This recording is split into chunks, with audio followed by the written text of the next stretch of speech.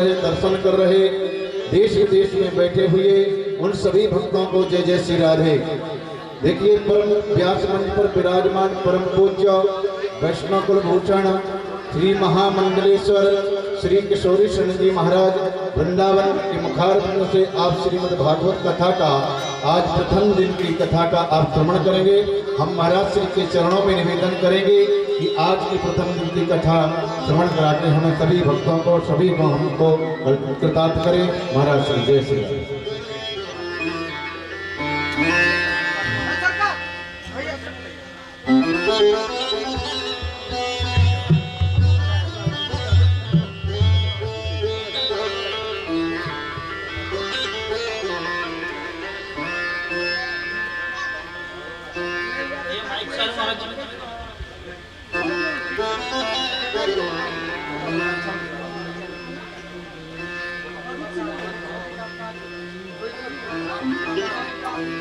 करम प्रशंसनो ज्ञान स्वरूपम निज भावयुक्तम योगीन्द्र निजम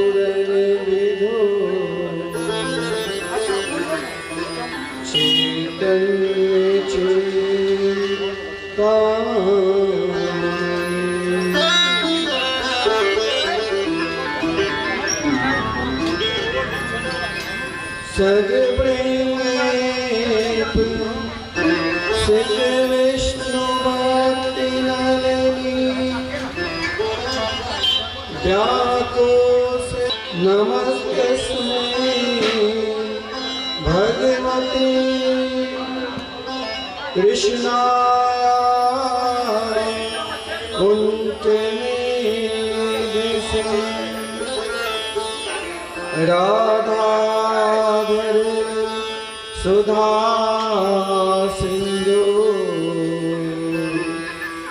नमो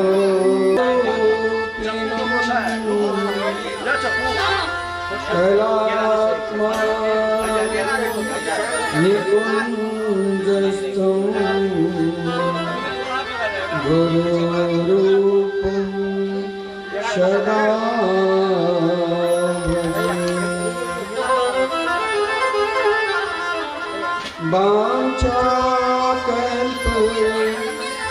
वाञ्छाकल्पतरुभ्यश्च कृपासिन्धुभ्यः एव च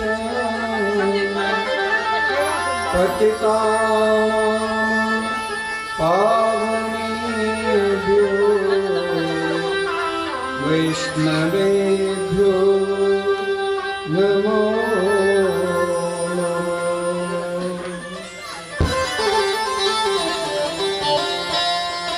आइए हम श्रद्धाओं के साथ 2 मिनट युगल नाम महामंत्र के संकीर्तन करें। तत्पश्चात उसके नीचे से निकाल देना। हम शब्द कथा मत के रसास्वादन करेंगे। राधे कृष्ण कृष्ण कृष्ण राधे राधे राधे श्याम श्याम श्याम राधे राधे राधे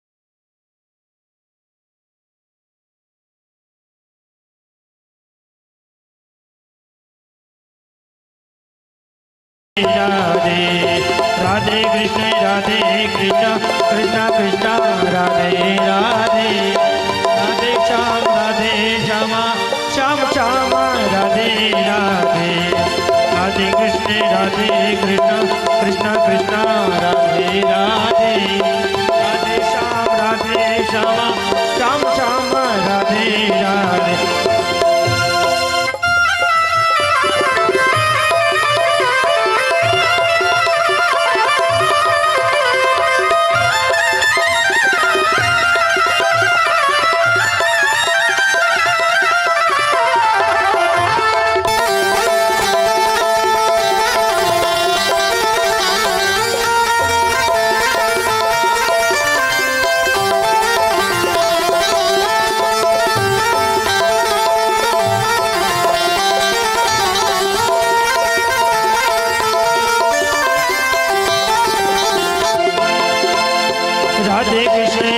कृष्ण कृष्ण राधे राधे राधे श्याम श्याम श्याम राधे राधे कृष्ण श्री सुखदेव जी महाराज की जय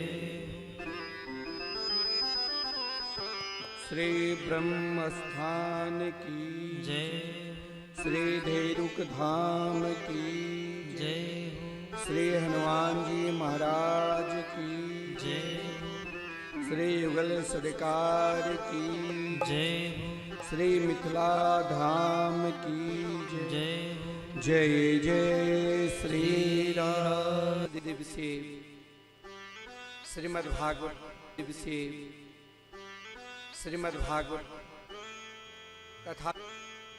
कथा मृतका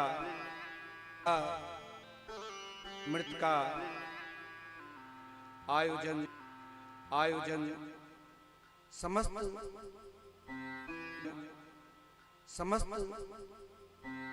ग्रामवासी जो कथा कराने वाले भी ब्रह्म बाबा है। अयोध्या धाम के आनंद लेते हैं और वृंदावन धाम के दोनों रस के संगम इस ब्रह्म स्थान एक ज्ञान रूपी संगम की धारा में हम सबको हर वर्ष अनेकों वक्ताओं के द्वारा इस रस सानिध्य में बैठकर जो विलक्षण संत का क्या स्वरूप होता है, संत क्या है, हमारे महाराज श्री निरंतर परम सात्विक आहार जो आज समाज में हर व्यक्ति को इस आहार को स्वीकार करना चाहिए स्वस्थ रहने के लिए। श्री महंत श्री राम ललित दास जी महाराज जो मेरे ऊपर निरंतर समाज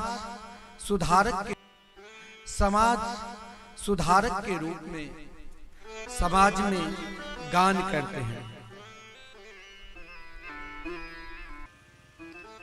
भागवत में शांत रस भी है, भागवत में दास रस भी है और भागवत में सख्य एक रस भी है, भागवत में प्रेम रस भी है, भागवत में वात्सल रस भी है और भागवत में प्रेम रस भी है। उन प्रेम रस के अंतर्गत ही बदलाव हो चुका है। इस बदलाव में हर प्रकार के व्यक्ति जुड़ रहे हैं, चाहे वो बालक हो, चाहे वो युवा पीढ़ी हो और चाहे वृद्ध लोग हो। हर लोग आज की पीढ़ी में भागवत से जुड़ रहे हैं।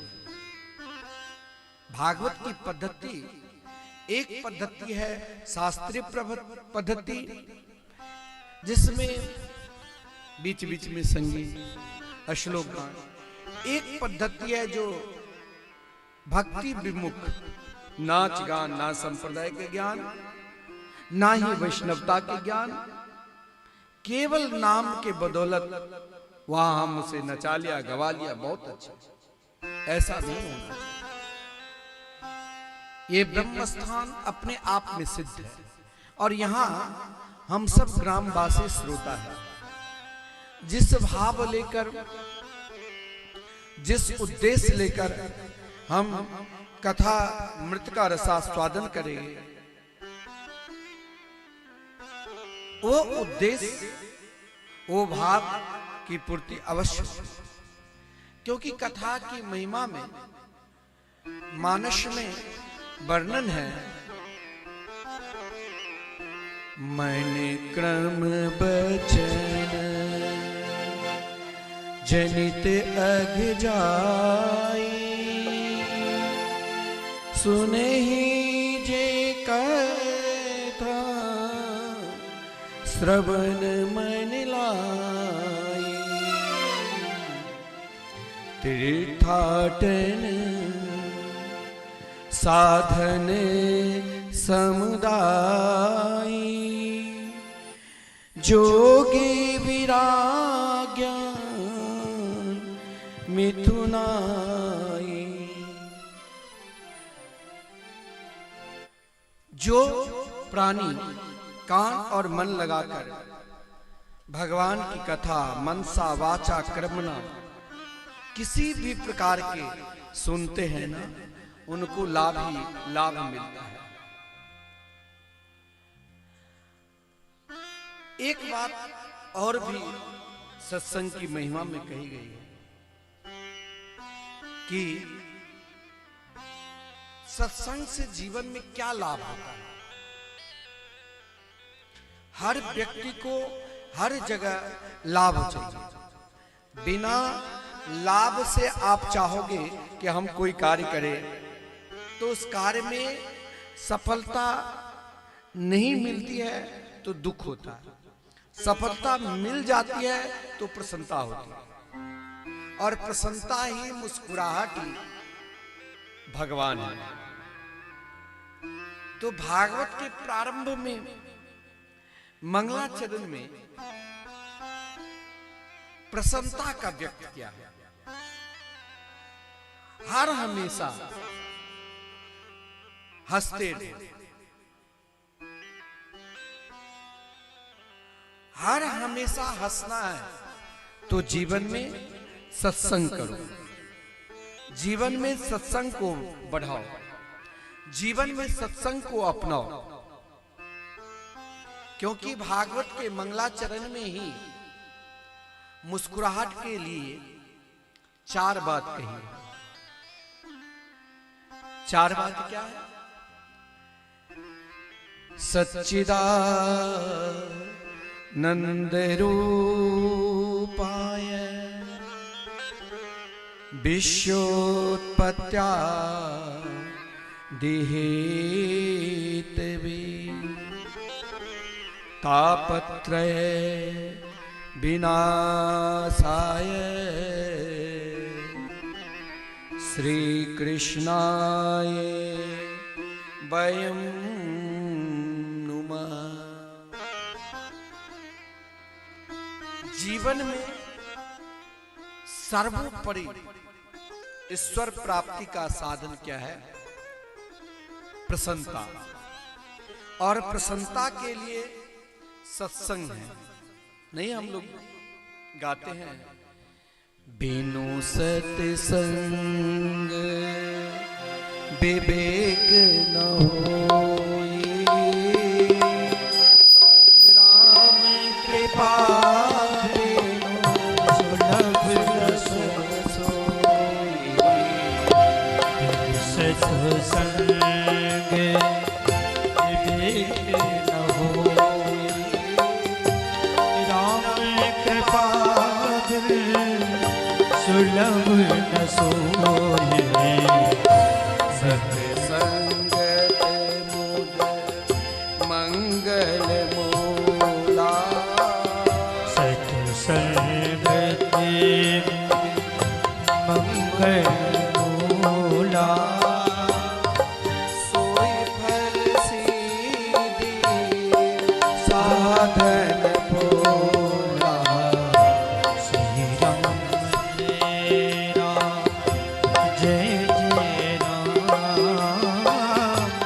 श्री राम जय राम जय जय राम श्री राम जय। जीवन की मुस्कुराहट, हमें हंसना है। हंसने का भी प्रक्रिया दो प्रकार की है। एक, गांव में ऑर्केस्ट्रा आया, कोई भजन गायक आया, आपको गीत गवाकर नचा दिया, हंस लिए, ऐसा हंसना नहीं। जीवन में हर घड़ी, दुख में भी मुझे हंसना है और सुख में भी हंसना है। दोनों स्थिति में, दोनों समय हमें जीतना है मुस्कुराकर। कुछ क्षण के लिए नहीं मुझे मुस्कुराना है, हर पल। बोले हर पल मुस्कुराने का कोई दवा है, कोई औषधि है? बोले हाँ, दवा सबके पास है। ऐसा नहीं है जो दवा एक ही पास है। दवा सबके पास है, लेकिन खाने वाले कम हैं। अब यहां तो संपूर्ण गांववासी करा रहे हैं भाई, जो आपके कुछ लोग आगे बढ़े हैं, युवा पीढ़ी, तो उसमें सभी को साथ देना चाहिए ताकि उनके उत्साह बना रहे। बहाना तो हर जगह अपने आप। जो निरंतर महाराज मुस्कुराते हैं, बोले महाराज हमारे जीवन में भी चाहता हूं कि दुख ना आवे, प्रसन्नता बने रहे, मुस्कुराहट बने रहे, निरंतर हंसता रहो। बोले तो उसके लिए परमात्मा को खोजना पड़ेगा। बोले ये सब कहने की बात है, आज तक किसी को भगवान ने दर्शन दिया है? अरे स्वर्ग नरक से कोई अभी तक आए हैं? हाँ, ये श्लोक में लिखा है, जो बहुत पुण्यात्मा होते हैं ना, वो बहुत दान पुण्य करते हैं। और कोई ऐसा भी है सब कुछ रहते हुए दान पुण्य नहीं करते हैं। हाँ, ये मानस में वर्णन है कि एक बार महाराज दशरथ जी स्वर्ग से लौट कर आए, प्रभु का दर्शन किया, लेकिन नहीं, भगवान आपके साथ तो निरंतर है। केवल आपको अपना अनुभव लेना है। वो कैसे है? तो जैसे आप हैं। भगवान ने जब जब पृथ्वी पर अवतार लिया तो मानव के रूप में ही आए ना, रामलीला की, कृष्ण लीला की। तो हम भगवान को कहां खोजें? हम भगवान को स्वयं अपने आप में खोजें। हम भगवान के समझे ना, भगवान का हम स्वयं अपने आप में खोजब। भगवान केहन छथिन, भगवान कैसे हैं, भगवान के रूप कैसे हैं, भगवान दर्शन कैसे देंगे। ये भागवत में मंगलाचरण में ही कह दिया कि भगवान बहुत सुंदर है। भगवान को देखना है तो घर के बहुत कोई एक छोटे से नन्हे से छोटे से बालक को देखो, और वो बालक को हाथ में आप एक लड्डू दे दो तो हंसने लग जाएगा, एक पहले एक थप्पड़ मार दो तो रोने लग जाएगा, और लड्डू रख दो तो हंसने लग जाएगा। उनका भोलापन, हमें अपने आप को वही भोलापन कब रहेगा? ये नहीं कि मंद बुद्धि, ऐसा नहीं। हमें अपने आप को ढूंढना है कि भगवान तो हमारे पास है, लेकिन है कैसे, वो हमें केवल पहचानना है। तो बोले सच्चिदानंद रूपाय, भगवान सद्घन चिद्घन आनंद घन स्वरूप है। अब सत्य क्या है? सत्य और असत्य में मत पड़ो। कई लोग कहते हैं कि भाई इसने गला में कंठी पहनकर असत्य बोल रहा है, यानी झूठ बोल रहा है। ये चंदन तिलक लगाकर महाराज झूठ बोलता है। हम तो कभी चंदन तिलक नहीं लगाए हैं, हम तो असत्य बोलते ही नहीं, हम तो उनसे अच्छे हैं। ऐसा नहीं, ऐसा भाव सोचते तो आपके अंदर एक दूसरे के प्रति दोषारोपण देखने लग जाओगे। जो ही दूसरे को दोष देखोगे ना, तो फिर आप अपने को भूल रहे हो कि हम क्या है, हम कहां आए, अब क्या करने लग जाए। और दोष बड़ा जल्दी आपको अपना दोष नहीं दिखाई देगा। दोष कब? तो कृपा भई तब जानिए जब देखे आपन दोष। जब भगवान की कृपा पूर्ण रूप से होगी ना, तब अपना दोष दिखाई देता है। तो ये नहीं सर्च करना चाहिए ये वैष्णव होकर असत बोलता है, हमने कभी चंदन कंठी धारण नहीं किया, अरे इससे पहले तो भगवान हमें मिलेंगे। भगवान सबको मिलते हैं। भगवान जब सदन कसाई को मिल सकता है तो हमें क्यों नहीं मिलेगा? भगवान को खोजना है। भगवान कैसे है? भगवान का क्या रूप है? वो सत्य है।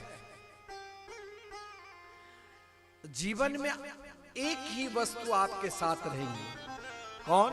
तो सत्य। अब सत्य क्या है? भगवान है। भगवान ये नहीं देखते कि आप क्या खा रहे हो, कैसे रहते हो, कैसे चलते हो, आपका क्या स्वभाव है, आप क्या सोचते हो। केवल आपके जीवन में सत्य है ना। सत्य कौन है? तो सत्य भगवान है।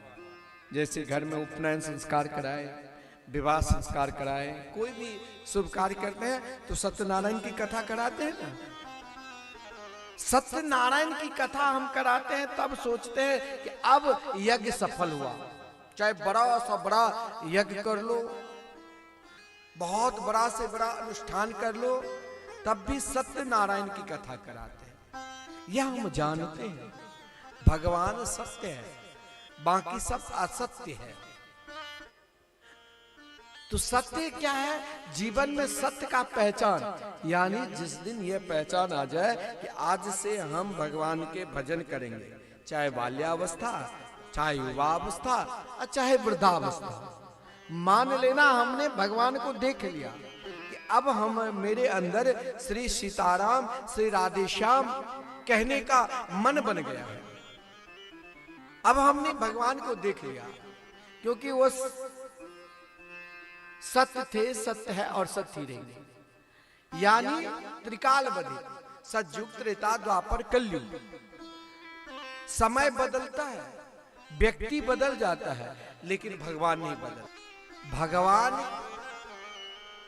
के रूप में और भगवान के नाम में किसी भी प्रकार के भेद नहीं। बोले हमने अगर सत्संग में भगवान के नाम पर विश्वास किया, भगवान के नाम के आश्रित हो गए, तो अब हमें क्या मिलेगा? अगर भगवान सत्य है और हम सीताराम, राधेश्याम दिन रात लेते हैं, कई बार कथा श्रवण कर चुके हैं, लेकिन मेरे जीवन में परिवर्तन नहीं हो रहा है। परिवर्तन का क्या मार्ग है? बोले आप भगवान के नाम ले रहे हो ना, आप भगवान के गीत गा रहे हो, फिर भी परिवर्तन नहीं हो रहा है, तो कहीं न कहीं आपका दोष है। आपके हृदय में प्रसन्नता क्यों नहीं हो रही है? क्योंकि भगवान कभी दर्शन दे देते हैं और भगवान के दर्शन करने के बाद परिवर्तन नहीं होता है, तो समझ लो अभी हमें कुछ और करना है। क्या? दुर्योधन को भगवान कई बार दर्शन दिए। महाभारत में वर्णन है 200 बार भगवान ने स्वयं दुर्योधन से कहा कि मैं भगवान हूं तो मुझे पहचानो, लेकिन दुर्योधन नहीं पहचाना। पांडवों ने सत्संग के माध्यम से पहचाना। तो जब भगवान के भजन में मन ना लगे, जब भगवान के रूप में मन ना लगे, तो सत्संग करने लग जाओ। आपको के सत्संग सुनने के लिए समय नहीं, स्वयं अपने आप को सत्संग करो। आपके पास भागवत है, मानस है, आप स्वयं मनन करो। सत्संग से क्या लाभ मिलेगा? भगवान मान लो आपको सत्संग में रुचि हो गई है, सत्संग में मन लग गया है, तो भगवान सत्य घन स्वरूप है, तो भगवान चित्त घन भी स्वरूप है। चित्त कहते हैं प्रकाश। चित कहते हैं प्रसन्नता को, चित कहते हैं कि मुस्कुराहट को। जो हम जब हंसते रहते हैं हर स्थिति में, चित यानी प्रसन्नता है, चित यानी मुस्कुराहट है। सुख में भी मुस्कुराहट और दुख में भी मुस्कुराहट जब आने लग जाए तो समझ लेना कि अब मेरे ऊपर भगवान की पूर्ण रूप से कृपा हो चुकी है। क्योंकि मानस में गोस्वामी जी ने स्वयं कहा, जगत प्रकाशक प्रकाशक राम। एक बार आप श्री राम कृष्ण के शरण में जाते हैं तो जिनके प्रकाश से संपूर्ण ब्रह्मांड प्रकाशित हो सकता है, तो आपके अज्ञान रूपी जो अंधकार है और उन अज्ञान रूपी अंधकार को एक दिन न एक दिन प्रकाश कर ही देंगे। आप बोले कि ठीक है महाराज, हम सत्संग भी करते हैं, भगवान के भजन भी करते हैं, फिर भी मन दुखी रहता है, मन में प्रसन्नता नहीं हो रही है। बोले प्रसन्नता बन जाएगी, क्योंकि वो आनंद है। आनंद के सागर को आप जब उस सागर को ही स्वरूप को गोता लगाते हो, तब भी आप कहते हो कि मन दुखी है। तब मन दुखी हो तो समझ लेना कोई व्यक्ति समुद्र में स्नान करने के लिए गए और निकट बैठ गया कि जब तक तरंग बंद नहीं होगी तब तक हम समुद्र में प्रवेश नहीं करेंगे। समुद्र में ज्वार भाटा होती, सुबह से शाम तक इंतजार कर रहा है, प्रतीक्षा कर रहा है। एक व्यक्ति ने कहा, अरे तू क्या कर रहे हो, ये तो तरंग उठेगी, तू नहाओ, चलो यहां से, अभी घंटों यहां बैठे हो, क्या मिलने वाला है। बोले ये तो तरंग बार बार उठेगी। तो जीवन की तरंग यानी आप भी इस संसार रूपी समुद्र में हैं, और इस संसार रूपी समुद्र में इच्छा रूपी तरंग, मन में अनेक इच्छा है, सुख और दुख रूपी तरंग उठेगी। और हम सोचेंगे जब संपूर्ण सुख सुविधा हो जाएगी तभी हम भजन करेंगे, ऐसा नहीं सोचना चाहिए। इस संसार में पूर्ण रूप से सुविधा किसी के पास नहीं। हर जगह तनिक न तनिक सब सुविधा रहने के पास भी असुविधा बनी रहेगी। सुविधा है तो भगवान के नाम में, मानस में है। जो आनंद सिंधु सुख राशि, जो आनंद सिंधु सुख राशि, जो आनंद सिंधु सुख राशि, जो आनंद सिंधु सुख राशि, करते प्रलोक सुपासी, करते प्रलोक सुपासी, सो सुख राम हस राम, सो सुख राम हस राम,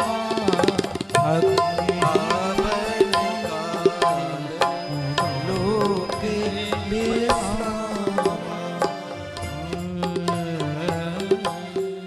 जीवन का आनंद, जीवन का सुख एकमात्र भगवान के नाम में।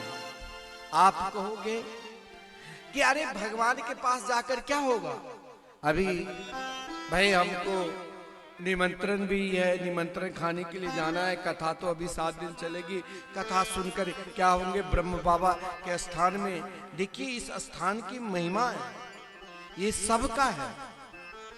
एक यही स्थान है जहां भेदभाव नहीं होना चाहिए, सब यहाँ पर आ रहे, ताकि आयोजक जो निरंतर परिश्रम किया है उनकी प्रसन्नता होगी। भगवान की शरण में जाकर कोई कहते हैं क्या हमारे लड़के बच्चे को भगवान देख लेंगे, क्या हमारे कार्य को भगवान चला देंगे। बोले हाँ, भगवान के सिद्धांत है कि आप यदि भगवान के शरण में जाते हो तो भगवान क्या करते हैं जानते हो? उनका नाम ही है विश्वोत्पत्त्यादि हेतु। कबीर दास जी ने क्या कहा? चींटी के पग नूपुर बाजत, वो भी साहब सुनते। विश्वोत्पत्त्यादि हेतु। आप यदि वाकई में भगवान के शरण में जाते हो ना, उनकी कथा कीर्तन भजन करते हो, तो यह मत सोचना कि मेरे लड़के बच्चे को क्या भगवान देख लेंगे। जरूर देखेंगे, क्योंकि उनका नाम ही है विश्वोत्पत्त्यादि हेतु। जो स्वयं विश्व की रचना कर सकता है, जो स्वयं विश्व के पालन कर सकता है, और जो स्वयं विश्व को अपने में समा सकते हैं, क्या आप उनके हो चुके हैं? घर परिवार में आप किसी को विशेष आदर करने लग जाते हैं तो वह आपके हो जाते हैं, आपको विशेष ध्यान रखता है। तब आप जब भगवान के हो जाएंगे तो क्या वो आपको छोड़ देंगे? वो कदापि नहीं आपको छोड़ेंगे। फिर आप कहेंगे हम तो महाराज पाप करते हैं, दिन में असत्य बोलते हैं, झूठ बोलते रहते हैं, कई पाप हो जाता है। अगर पाप करते हुए भी भजन करेंगे तो कल्याण होगा। बोले हाँ, ये तो मंगलाचरण ने कह दिया कि मेरे प्रभु इतने दयालु है कि तापत्रय विनाशाय। चाहे आप पाप लेकर भी भगवान के शरण में जाओ ना, कई भक्त गए, अजामिल जैसे कोई पापी होगा, पाप लेकर भी भगवान के शरण में जाओगे तो भी आपका कल्याण होगा। और ताप लेकर भी भगवान के शरण में, कोई तन से दुखी है, कोई मन से दुखी है, कोई धन से दुखी है, अपने पाप को भी और अपने ताप को भी लेकर भगवान के शरण में चले जाओ और प्रार्थना करो कि हे प्रभु मुझे ऐसी लगन अपने चरणारविंद में निरंतर लगा कर रखें। हम कभी आपको भूले नहीं। मैं जानता हूं मेरे जीवन में पाप भी हुआ है, मैं जानता हूं मैं अनेक कार्य से दुखी हूं, फिर भी हे प्रभु मैं आपका हूं। मैं तेरे बिना पल न जीऊं,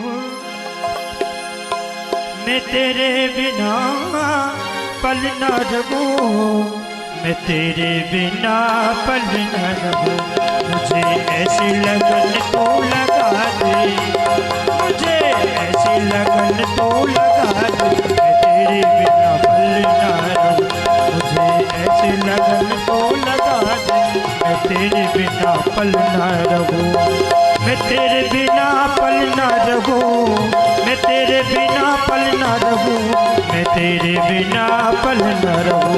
दिल में ओ दिल में प्यार वाला दीप जला दे, मैं तेरे बिना पल न रहूं। मुझे ऐसी लगन तू लगा दे, मैं तेरे बिना पल न रहूं।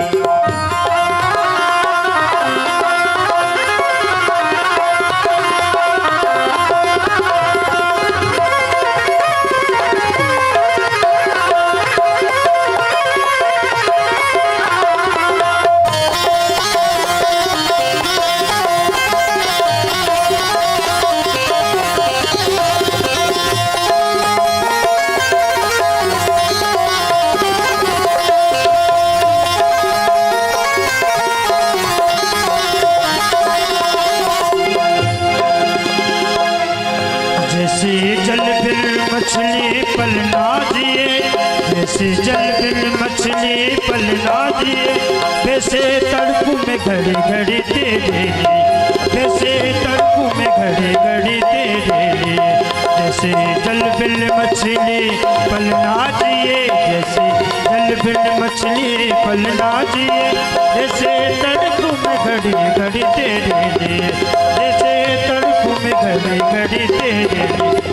नशा प्रेम वाला ए नशा प्रेम वाला, नशा प्रेम वाला ऐसा चढ़ा दे, मैं तेरे बिना पल न रहूं। नशा प्रेम वाला ऐसा चढ़ा दे, मैं तेरे बिना पल न रहूं। मैं तेरे बिना पल न रहूं, तेरे बिना पल न रहूं, मैं तेरे बिना पल न रहूं। ओ दिल में प्रेम वाला दीप जला दे, मैं तेरे बिना पल न रहूं। मुझे ऐसी लगन तू लगा दे, मैं तेरे बिना पल न रहूं।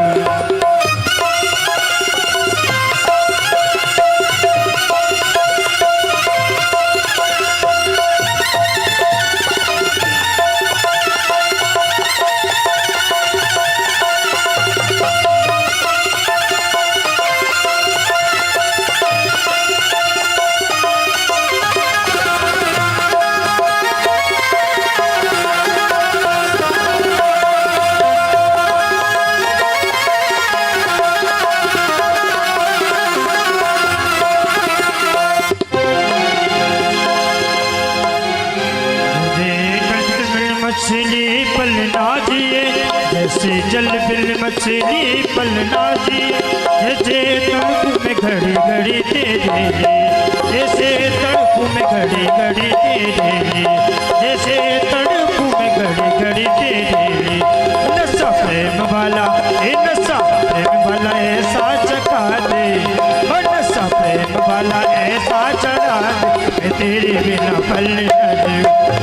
मेरे वाला ऐसा चढ़ा दे, मैं तेरे बिना पल न रहूं। मैं तेरे बिना पल न जीऊं, मैं तेरे बिना पल न जीऊं, मैं तेरे बिना पल न जीऊं। नशा प्रेम वाला ऐसा चढ़ा दे, मैं तेरे बिना पल न जीऊं। वाला ऐसा चढ़ा दे, मैं तेरे बिना पल न रहूं। नशा प्रेम वाला ऐसा चढ़ा दे, मैं तेरे बिना पल न रहूं। मैं तेरे बिना पल न रहूं, मैं तेरे बिना पल न रहूं। जय जय श्री राम। केवल जैसे हम घर परिवार व्यापार सगे संबंधी के लिए जीते हैं, वैसे कभी 24 घंटे में एक बार भगवान की याद करके निरंतर कहे, प्रभु हम तो आपके हैं। भगवान से जोड़ने के लिए सुगम और सरल मार्ग क्या है जानते हो? सद्गुरु की चरण, सद्गुरु के आश्रित, सद्गुरु के द्वारा प्रदत्त मार्ग और उस मार्ग को अपनाना। सद्गुरु जीवन में कई होते हैं। माता पिता भी सद्गुरु है, मातृ देवो भव, पितृदेवो भव, आचार्य देवो भव। लेकिन ऐसे महापुरुष के शरण में जाओ जो आपके भगवान से संबंध बनाना।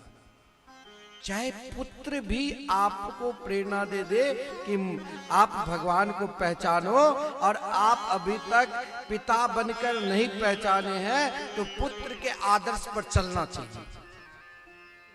यही भागवत के पहचान है कि आदरणीय श्रीमान सुखदेव जी जब जन्म लिया मातृ गर्भ से 12 साल के बाद और जंगल की ओर जाने लगे, उनके पिता जब कहा, बेटा एक क्षण तो मेरे पास बैठो, एक क्षण मैं तुम्हें देखना चाहता हूं अपनी नजरों के द्वारा, तुमसे बोलना चाहता हूं, तुम कौन हो, या मेरा बेटा हो या मेरे प्रभु हो। तो दोनों में से उत्तर मिला। पुत्र जा रहे हैं अपने मार्ग की ओर। वृक्ष ने कहा, पुत्रो हम, पुत्रो हम। यानी जब पूछा आप मेरे पुत्र हो कि मेरे भगवान हैं, भगवान तो सब जगह है, भगवान कहां नहीं है। तो सीधे कहा, हाँ मैं भगवान हूं।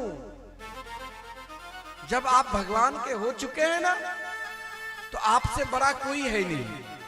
आप श्री राम कृष्ण के मंगलमय नाम लेते हैं ना, तो अपने आप को सबसे बड़ा मानो।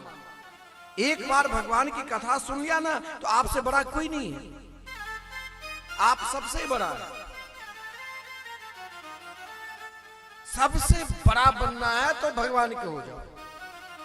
भगवान सब जगह है। अब भगवान आप जहां ढूंढोगे ना वहीं मिल जाएगा, क्योंकि आदरणीय श्रीमान सुखदेव जी ने अपने पिता को उत्तर दिया कि हाँ, मैं भी भगवान के खोज रहा हूं, आप भी भगवान को खोजो। अगर आप पुत्र मोह में खोज रहे हैं तो वृक्ष से उत्तर आ गया कि पुत्र हम पुत्र हूं। लेकिन हे पिता, आप समझदार हैं, अभ्यास, आप निरंतर लोक समाज कल्याण के लिए ही व्यास की उपाधि प्राप्त की है। आप वेद व्यास हैं। आप पहचानो, एक ही आवाज पुत्र हम की सुना तो व्यास जी ने सोचा ऐसे आत्मनिष्ठ पुत्र को कहां ढूंढूं? वो तो सीधे परमात्मा है, वो तो मेरे अंदर भी है, वो हर जगह है। उसे खोजने की जरूरत नहीं, उसे पहचानने की जरूरत। अपने पुत्र को भगवान के रूप में पहचान कर वही पुत्र की याद करने लगे, और याद करते करते व्यास जी ने श्रीमद् भागवत महापुराण की रचना की। ऐसे आत्मनिष्ठ पुत्र जो वृक्ष से उत्तर दे सकते हैं, जड़ से भी, हाँ हम आपके पुत्र हैं। व्यास जी ने कथा की प्रक्रिया को भी बड़ा विलक्षण कहा। जैसे आप इस सुंदर पवित्र शांतिमय स्थान ब्रह्म बाबा के पावन सानिध्य में, ब्रह्म स्थान में बैठकर भगवान की कथा सुन रहे हैं। कथा एकांत में बहुत प्रिय होता है। सिद्ध जगह पे कथा में एक प्रकाश जागृत होती है। इसलिए चाहे आप सत्यनारायण की कथा पढ़ लो, चाहे कोई भी ग्रंथ, हर जगह नैमिषारण्य में क्षेत्र का वर्णन दिखाया गया है, क्योंकि वो एक अलौकिक जगह है, ब्रह्मा जी के द्वारा प्रतिपादित जगह है। और महाराज जब 88,000 ऋषियों के प्रधान सौनक जी, जीवन में लोग दो कामना से जीते हैं। आजकल गांव-गांव में यज्ञ हो रहा है, लेकिन कोई वो यज्ञ आपको भगवत प्राप्ति के साधन नहीं बना। आजकल महाराज यज्ञ के बहाना से नशा की बिक्री होने लग गया है। आजकल यज्ञ के बहाना से वहां उदंडता करने लग गए हैं। ऐसा यज्ञ नहीं। यज्ञ तो सूत जी ने भी महाराज सोचा कि सब भगवान से जुड़े तो 1000 वर्ष तक यज्ञ करने का संकल्प लिया था। परंतु उस यज्ञ में आप देखो कहीं ना कहीं जहां भी आज गांव-गांव में खूब यज्ञ प्रचलित चला है, कौन करा रहा है, क्या उसका भाव है, क्या उसका सोच है, वो नहीं। ऑर्केस्ट्रा को नचा दो, कोई बड़ी नचनिया को ले आओ, यज्ञ का स्वरूप को छोड़ रखा है। वैष्णव है कि अवैष्णव है, यज्ञ एक अनुष्ठान है। उन अनुष्ठान में भी किस वक्ता को कैसे बैठाना चाहिए वो भी कोई नहीं। भीड़ लगे, झूला पर झूले, मौत की कुआं देखे, पंडित जी सुहा सुहा कर रहे हैं, किस भाव से कर रहे हैं, कैसे कर रहे हैं, किस नियम से कर रहे हैं, उनका क्या नियम है कोई पता नहीं। हम यज्ञ अमुक गांव में 1 करोड़ का, 10 करोड़ का, 50 करोड़ का यज्ञ हो रहा है। लेकिन भागवत में आदरणीय सूत जी के विषय में भी कहा कि जब यज्ञ के अनुष्ठान लिया था ना, तो उनके अनुष्ठान में मृत्यु देवी स्वयं आ गई, और मृत्यु देवी ने कहा कि महाराज आप यज्ञ करो, हम सुरक्षा करेंगे, कोई यहां मर नहीं पाएगा, किसी भी प्रकार के विघ्न नहीं। लेकिन 30 वर्ष तक मात्र यज्ञ किया, और सूत जी कोई साधारण नहीं, सौनक जी कोई साधारण नहीं, साक्षात भगवान शिव का होगा। बोले हमने तो भगवान के नाम और रूप लीला धाम के प्रचार प्रसार करने के लिए आए, तो स्वयं उद्देश्य अगर आपका सही है ना, तो फिर घबराने की जरूरत नहीं। स्वयं भगवान ने अपने चक्र सुदर्शन चक्र को आह्वान क्या कहा, जाओ जहां ये रुक जाए वहीं पर आपको सद्गुरु मिलेंगे। जीवन में आपको कोई भी भगवान से अच्छाई की ओर संबंध जोड़ देना, तो उसे छोटा मत समझ लेना। चाहे एक छोटा सा बालक भी आपके जीवन को अच्छाई के मार्ग पर खड़े कर दे, तो आपके लिए वही भगवान और सद्गुरु है। हो सकता है एक दिन आपको अच्छाई मार्ग पर जिसने खड़ा कर दिया वही एक दिन भगवान से भी मिला देंगे। तो शौनक जी जिनके साथ एक से एक महात्मा जो अपने जीवन में सतयुग, त्रेता, द्वापर, कलयुग सब युग को देखकर स्वयं हरि कथा सुनने के लिए उपस्थित थे। और जब शौनक जी का आगमन हुए, सूत जी को देखा, सोचा मैं इतने वहां बड़ा और छोटापन ना देखूं। जीवन में आज एक समाज में यह भी दुख का कारण हो गया है, बड़ापन और छोटापन में हम बांट रहे हैं, अपने सनातन धर्म को बांट रहे हैं, अपने धर्म को नहीं पहचान कर रहे हैं, अपनी जाति में बांट रहे हैं, जिस कारण हम लोगों की संख्या बिल्कुल धर्म जात में बांटकर अलग अलग कर देता है। और महाराज जो अल्प मत में है वो अपने आप को आगे बढ़ने लग जाते हैं। यहाँ तो महाराज हम सब एक है, हम सब सनातनी हैं। कोई भगवान राम की उपासना, कोई भगवान कृष्ण की उपासना, कोई भगवान शंकर जी की उपासना, कोई देवी की उपासना तत्व तो धारा अलग है, लेकिन हम सबको एक ही जगह पहुंचना है। हमारे पुकार तो एक ही जगह होना चाहिए। उस पुकार को वाकई में समझने के लिए वहां पर सतगुरु की जरूरत है, वहां कोई महात्मा की जरूरत है, वहां कोई ज्ञानी की जरूरत है जो हमें पहचाने। शौनक जी ने यही तो कहा, महाराज हमने अपने जीवन में बहुत को पहचान चुका, लेकिन आपके अंदर ऐसा क्या ज्ञान है जो ज्ञान व्यक्ति के अंदर दो प्रकार के ज्ञान से लड़ता है, एक अज्ञान रूपी ज्ञान और एक ज्ञान रूपी ज्ञान। दोनों दुखदायी के कारण हो जाता है। कोई ये नहीं है कि कोई अज्ञानी है तो वो महाराज कुछ नहीं प्राप्त कर लेगा। कभी कभी बड़े बड़े ज्ञानी भी महाराज अपने ज्ञान मार्ग से भटक जाता है।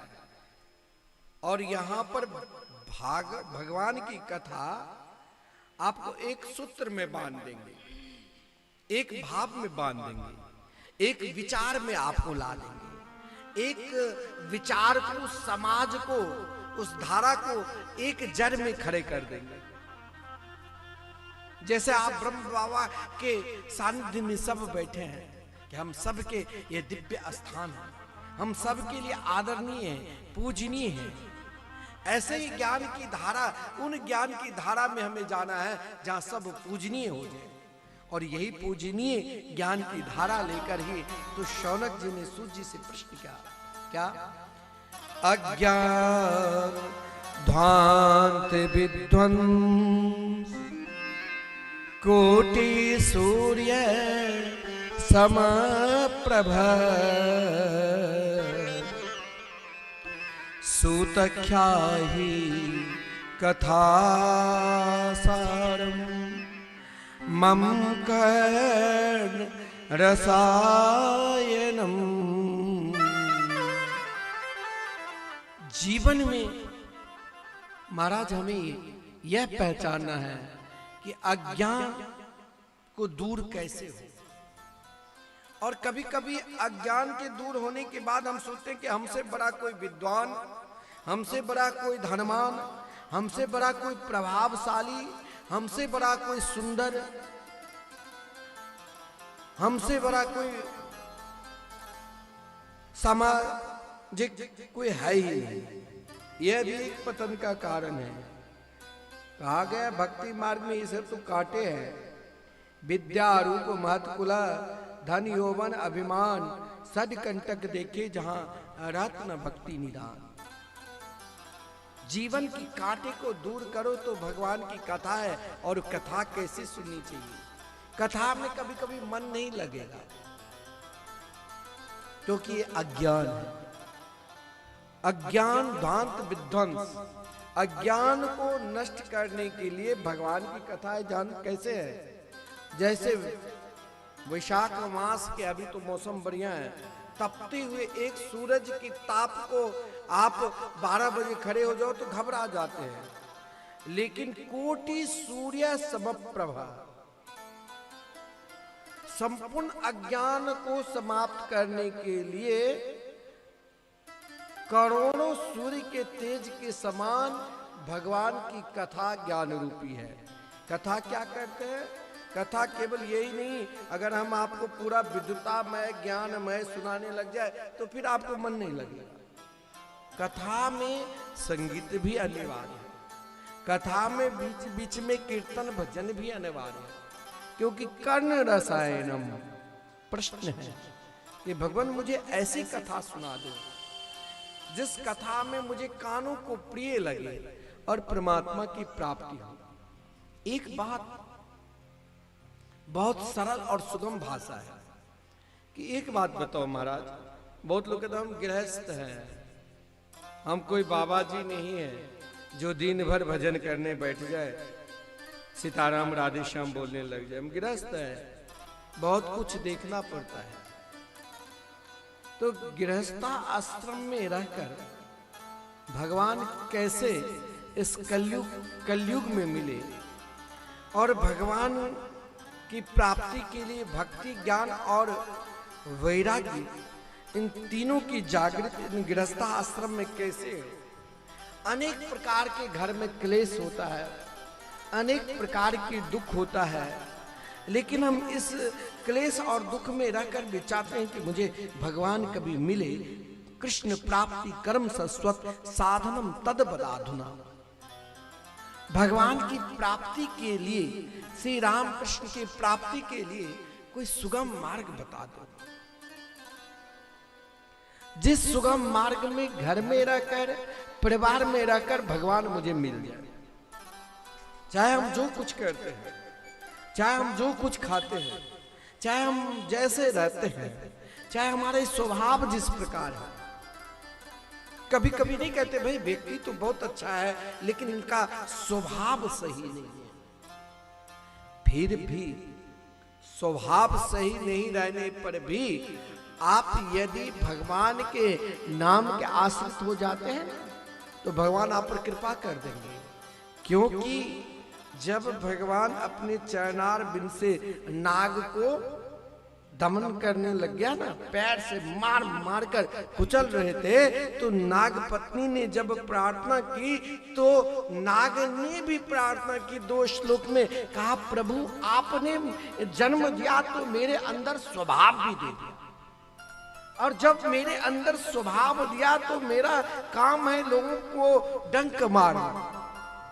अगर आप भगवान हैं तो मेरे स्वभाव, मैं अपने स्वभाव, आपका जो स्वभाव है एक भगवान ही है ना, आप जो दोगे वो स्वीकार कर लेंगे। क्रोध दोगे वो भी स्वीकार कर लेंगे, काम दोगे वो भी स्वीकार कर देंगे, एक तुलसी पत्र दोगे वो भी स्वीकार कर लेंगे, एक दुर्वा दल दोगे वो भी स्वीकार कर लेंगे। जो भी दोगे, जैसे दोगे वैसे मिलेगा। आप चप्पल पहनकर क्रोध में भोजन बनाओगे और वो भोजन आप दूसरे को खिलाओगे तो उसमें वही फल मिलेगा। चाहे आप भगवान के क्रोध में भी भोग लगाओगे ना, वो रस आपको भगवान को चावल दाल सब्जी रोटी नहीं खाते, आपके भाव रूपी रस लेंगे, क्योंकि उनका नाम ही है रसो वैशा। वो आपके भाव रूपी रस को, आपके भाव को पहचानेंगे। बहुत सूक्ष्म है, लेकिन घर और परिवार में मेरे भाव, मेरे स्वभाव, मेरे विचार जैसे हो, इन समय में भी हमें कृष्ण प्राप्ति कर्म शाश्वत साधनम तद बदाधुना। कोई साधना है जीवन में, लोग 2 प्रकार की तरह साधना करते हैं। एक प्रकार साधना जो है भागम भाग है, सब भागता है। कोई ने कह दिया एक बाबा आया है अमुक गांव में, बहुत प्रभावशाली है, एक फूल उठाया और हाथ में दे दिया ना तो वो आपको पेड़ा बना देगा। मैं दावा के साथ कहता हूँ, आप चाहे ब्रह्म स्थान में बैठे हैं, सब वो बाबा के पास, चाहे वो बाबा पाखंडी हो, चाहे डोंगी हो, चाहे कुछ हो, सब दौड़ कर जाएंगे। बाकी में जो संत है ना, वो आपको चमत्कार नहीं दिखाएंगे। संत के पास कोई चमत्कार नहीं, संत आपके कल्याण के ही मार्ग सोचेंगे कि आप श्री राम कृष्ण के भजन करो। चमत्कारी दिखाना तो जादूगर के काम है, बाजीगर के काम है, लेकिन सब दौड़कर चले जाएंगे। कोई नौटंकी आ जाए, महाराज आपको बता दे कि भाई आपको जो चाहिए, आप तनिक भी आपके मन की बात बता दिया ना कि आपकी बहू आपको डांट लगाती है, आपको समय पर रोटी नहीं देती। अरे ये कैसे समझ गया, मेरी बहू तो सही में रोज डांट लगा देती है, ये बात चलती है। आजकल बिल्कुल यहीं पर महाराज, परंतु इस समय लोग इन चीजों में ज्यादा विश्वास करने लग गए कि अमुक बाबा अमुक जगह जड़ी देता है, अमुक जगह वो तांत्रिक आए, अमुक जगह ऐसा व्यास आए, भाई टीवी पर बड़ी चमत्कारी व्यास है। ये सब मत भगो, भागकर कुछ नहीं मिलेगा। साधना का भी दो फल है। हाँ, कुछ क्षण के लिए आपके मन की बात बता दिया तो आपको लगेगा वो बहुत बड़े हैं, वो मेरी दृष्टि से कुछ बड़े नहीं है।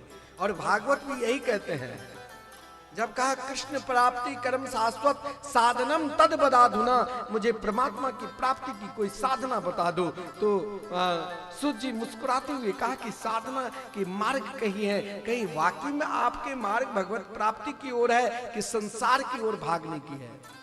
संसार की ओर बहुत भागते हैं, भाई महाराज अमुक बाबा हैं, अमुक कथावाचक आए हैं, भाई बहुत बड़े तांत्रिक है, ज्योतिष का भी काम करते हैं। हमारे पंडित जी जो बैठे ना, तो दिल्ली में ज्योतिष का केंद्र खोल रखे, तो इनके पास कई लोग अभी भी रात को जाएंगे तो कई लोग फोन करते रहते महाराज।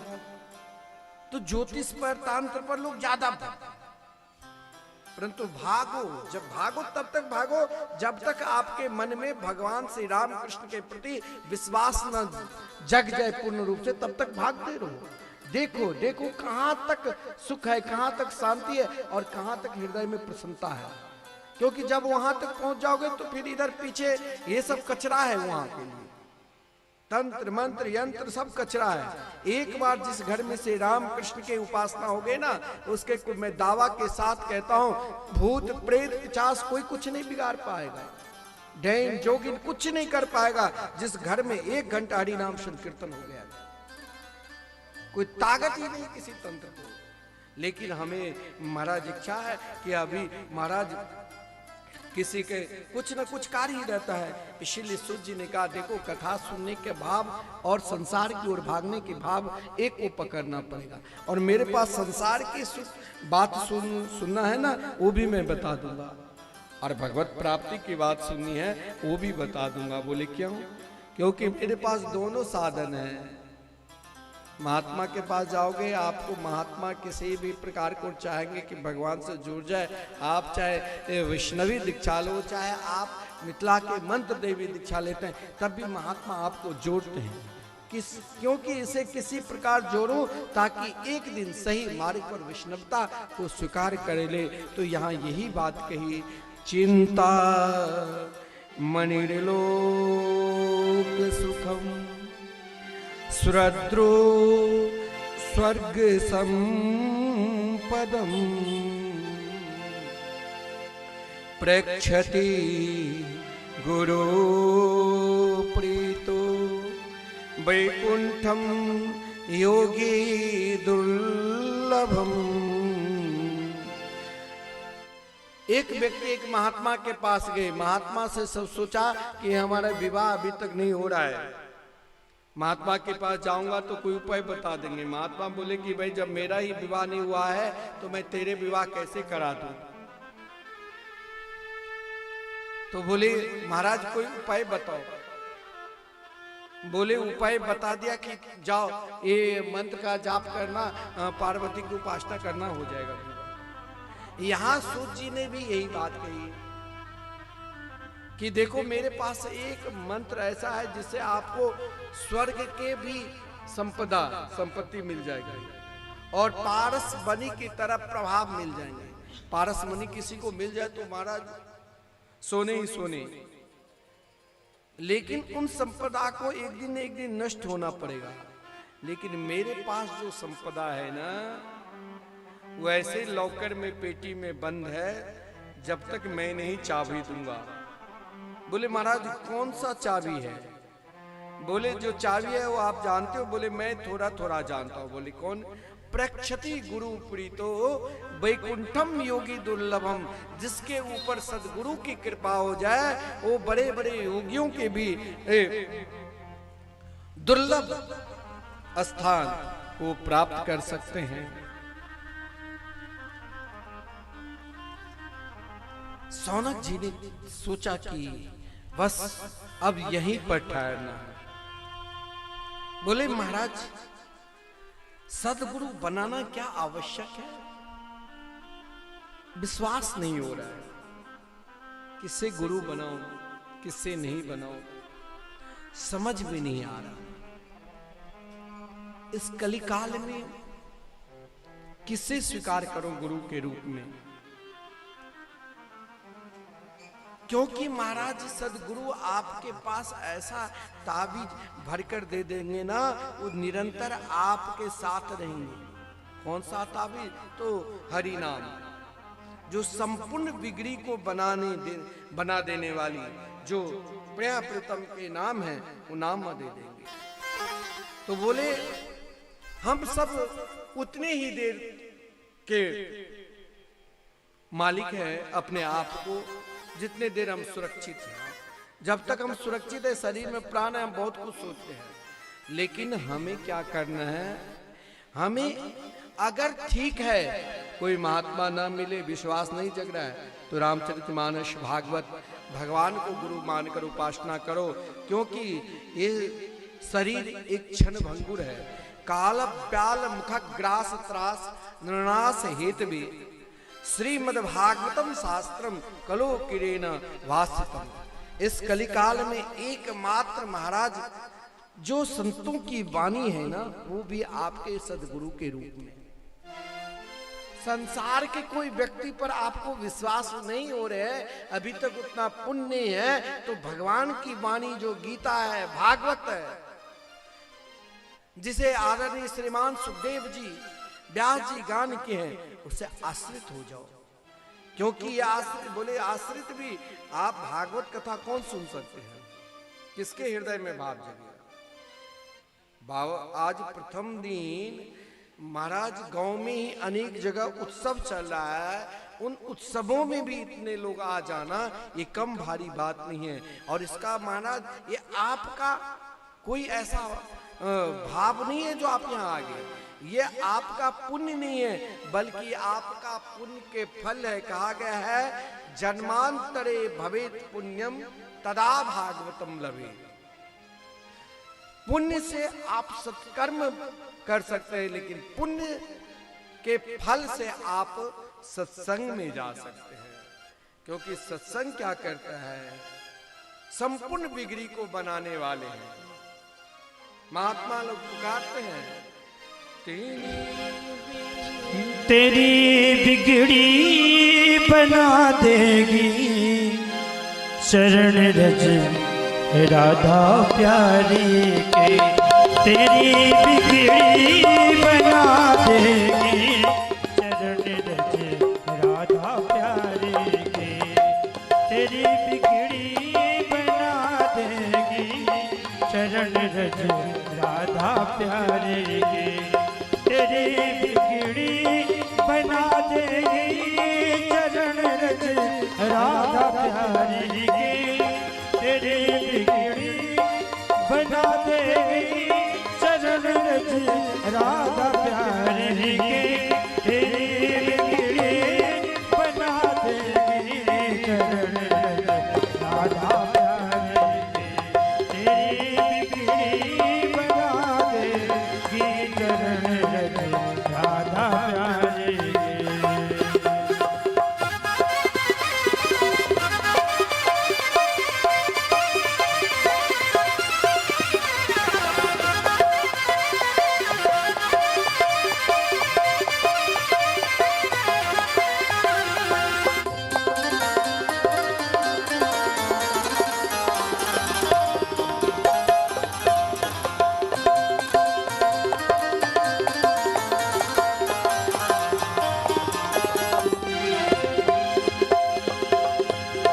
बस एक बार श्रद्धा से लगा कर देख मस्तक पर।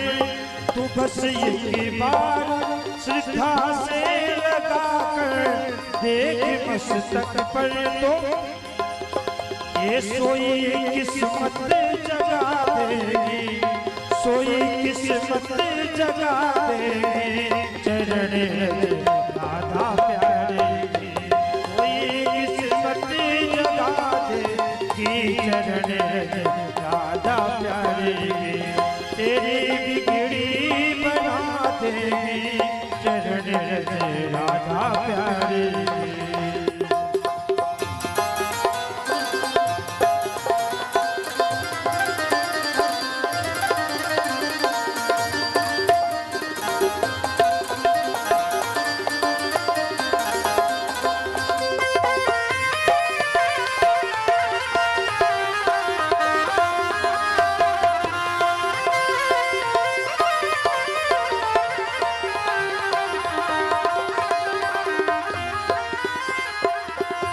दुखों के जोर बादल हो या लाखों आंधियां आए।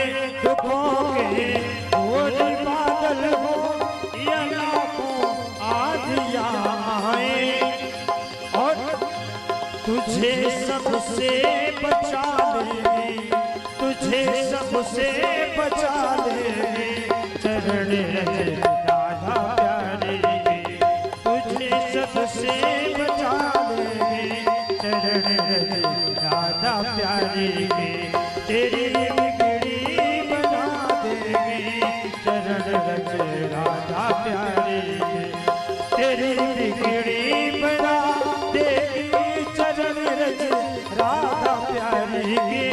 तेरी बिगड़ी बना देगी चरण रज राधा प्यारे की। तेरी बिगड़ी बना देगी, तेरी बिगड़ी बना देगी चरण रज राधा प्यारे की। तेरी बिगड़ी बना देगी चरण रज राधा प्यारे की।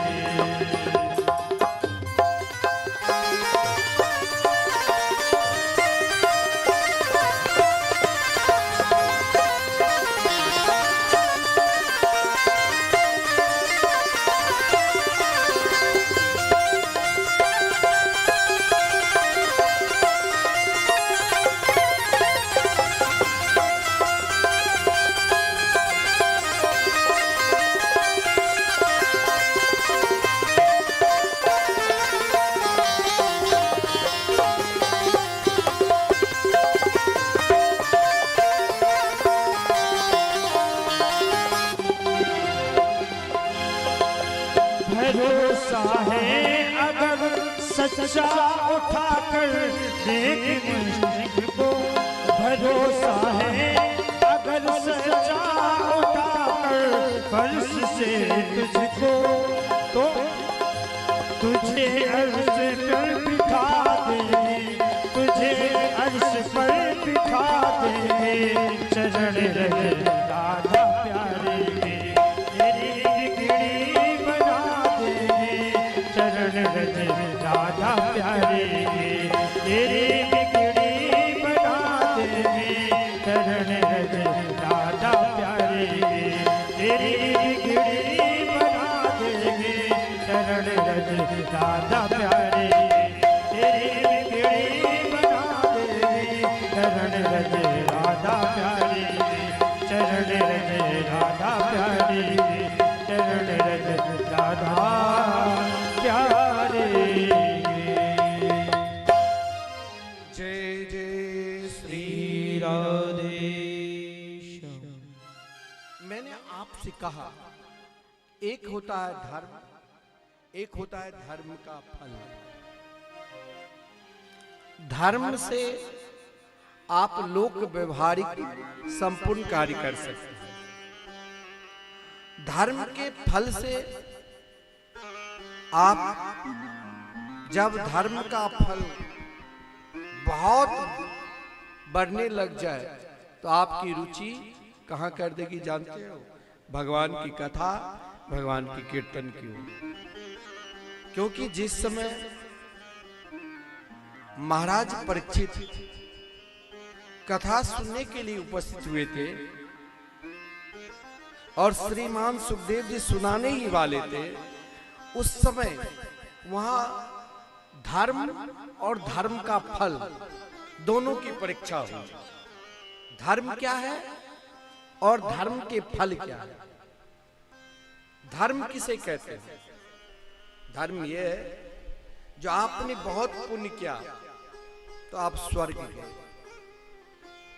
लेकिन स्वर्ग में आप कब तक रहेंगे? जब तक आपके अंदर पुण्य है। चाहे आप बहुत पुण्यात्मा हैं, पुण्य धर्म समाज में आपने पूरे जवार खिला दिए या रोज दान पुण्य करते हैं, उस पुण्य से आप स्वर्ग जाओ। स्वर्ग में देवता की भी आयु निर्धारित है, क्योंकि जिस समय महाराज परीक्षित को आदरणीय श्रीमान सुखदेव जी भागवत कथा सुना रहे थे, उसी समय देवता भी अपने कार्य बनाने के लिए स्वर्ग से अमृत लाया और सुखदेव जी के चरणों में प्रणाम किया एक साथ सब कि महाराज ये भागवत हमको प्रदान कर दो और स्वर्ग के अमृत महाराज परीक्षित को प्रदान कर दो, क्योंकि मैंने सुना इनको श्राप लगा और साथ में इनको मरना पड़ेगा। अब यहां श्रीमान सुखदेव जी ने सोचा कि महाराज परीक्षित मेरे निकट तक आ चुके हैं, तो ये धर्म नहीं है, ये धर्म का फल है, और देवता जो अमृत को लाए हैं ये धर्म है, ये धर्म का फल है। स्वर्ग के अमृत धर्म है। स्वर्ग के अमृत देवता भी भाई देवासुर संग्राम में बहुत मार खाने के बाद असुर और देवता में युद्ध हुआ, देवासुर संग्राम हुए और वो अमृत की सुरक्षा में आधे से अधिक देवता थे। लेकिन महाराज परीक्षित जब धर्म के फल की प्राप्ति के लिए आए, सदगुरु के शरण में आपको जब सदगुरु के शरण में चले जाते हैं और वहां सदगुरु के द्वारा प्रदत्त मंत्र को स्वीकार कर लेते हैं, तो ये आपके जीवन का धर्म का फल है। धर्म के फल क्या कर देता है? जहां स्वयं भगवान वेद ने कही, भगवती श्रुति ने बोली है, नाच पुनरावर्तते नाच पुनरावर्तते यदि गत्वा न निवर्तन्ते तद्धाम परमम मम। जहां से लौट कर कभी आना ही नहीं पड़ेगा, निरंतर भगवान के निकट रहो, संपूर्ण ऐश्वर्य को जहां प्राप्त मिलेगा, जहां ना क्रोध है, ना किसी प्रकार के मत्सर है, ना ईर्षा है। देवताओं की ईर्षा धर्म के बदौलत स्वर्ग जाने से वहां भी ईर्षा होती है। देवता ने जब कहा महाराज ये अमृत आप मुझे नहीं दोगे, सुखदेव जी ने सोचा ये अभी तक अभक्त है, ये क्या जाने धर्म का पका हुआ फल क्या होता है। महाराज परीक्षित ने जब पूछा महाराज धर्म से क्या मुझे मिलेगा, बोले स्वर्ग, वहां से लौट कर आना पड़ेगा। और ये भागवत धर्म का फल है, जहां आपको लौट कर नहीं आना पड़ेगा। तो महाराज परीक्षित ने कहा मुझे तो धर्म का फल भागवत चाहिए। देवता को लगा, कभी कभी लगता है कि मैंने बहुत धर्म किया, खूब गंगा जी में डुबकी लगाए, अनेकों तीर्थ यात्रा की, फिर भी मेरे जीवन में कुछ परिवर्तन नहीं आ रहा है, तो क्या करूं, तीर्थ बड़ा कि मैं बड़ा। यही देवताओं की शंका हुई जो भागवत की परीक्षा ली ब्रह्मलोक में। लेकिन जब चारों वेद उपनिषद धर्मशास्त्र सब जहां पर रखा था वो पल्ला ऊपर और भागवत ज्यों का त्यों अपने आप में स्थिर था। ब्रह्मा जी भी एक क्षण के लिए महाराज धर्म का फल क्या होता नहीं समझ पाए, जबकि भगवान ने ब्रह्मा जी को धर्म दिया था।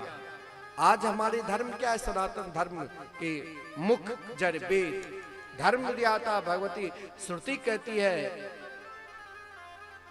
यो ब्रह्माणम विदधाति पूर्वम, अर्थात जिसने सर्वप्रथम ब्रह्मा को बनाया और ब्रह्मा को धर्म के प्रतिपाद्य जहां पर है, धर्म जहां पर स्थिर है वही दे दिया।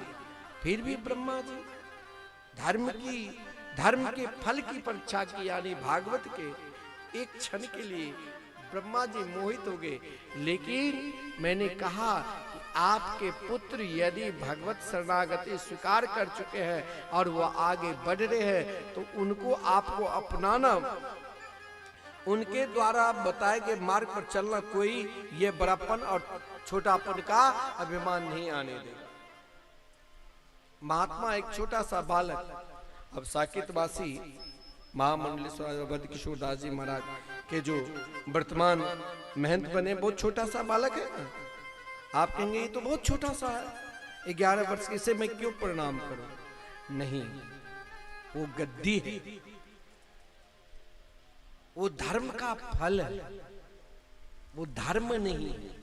धर्म में ये सिखाया जाता है बड़ा छोटा, ये हमसे छोटा है तो हम इसे कैसे प्रणाम करेंगे, लेकिन धर्म का फल, महात्मा धर्म का फल है।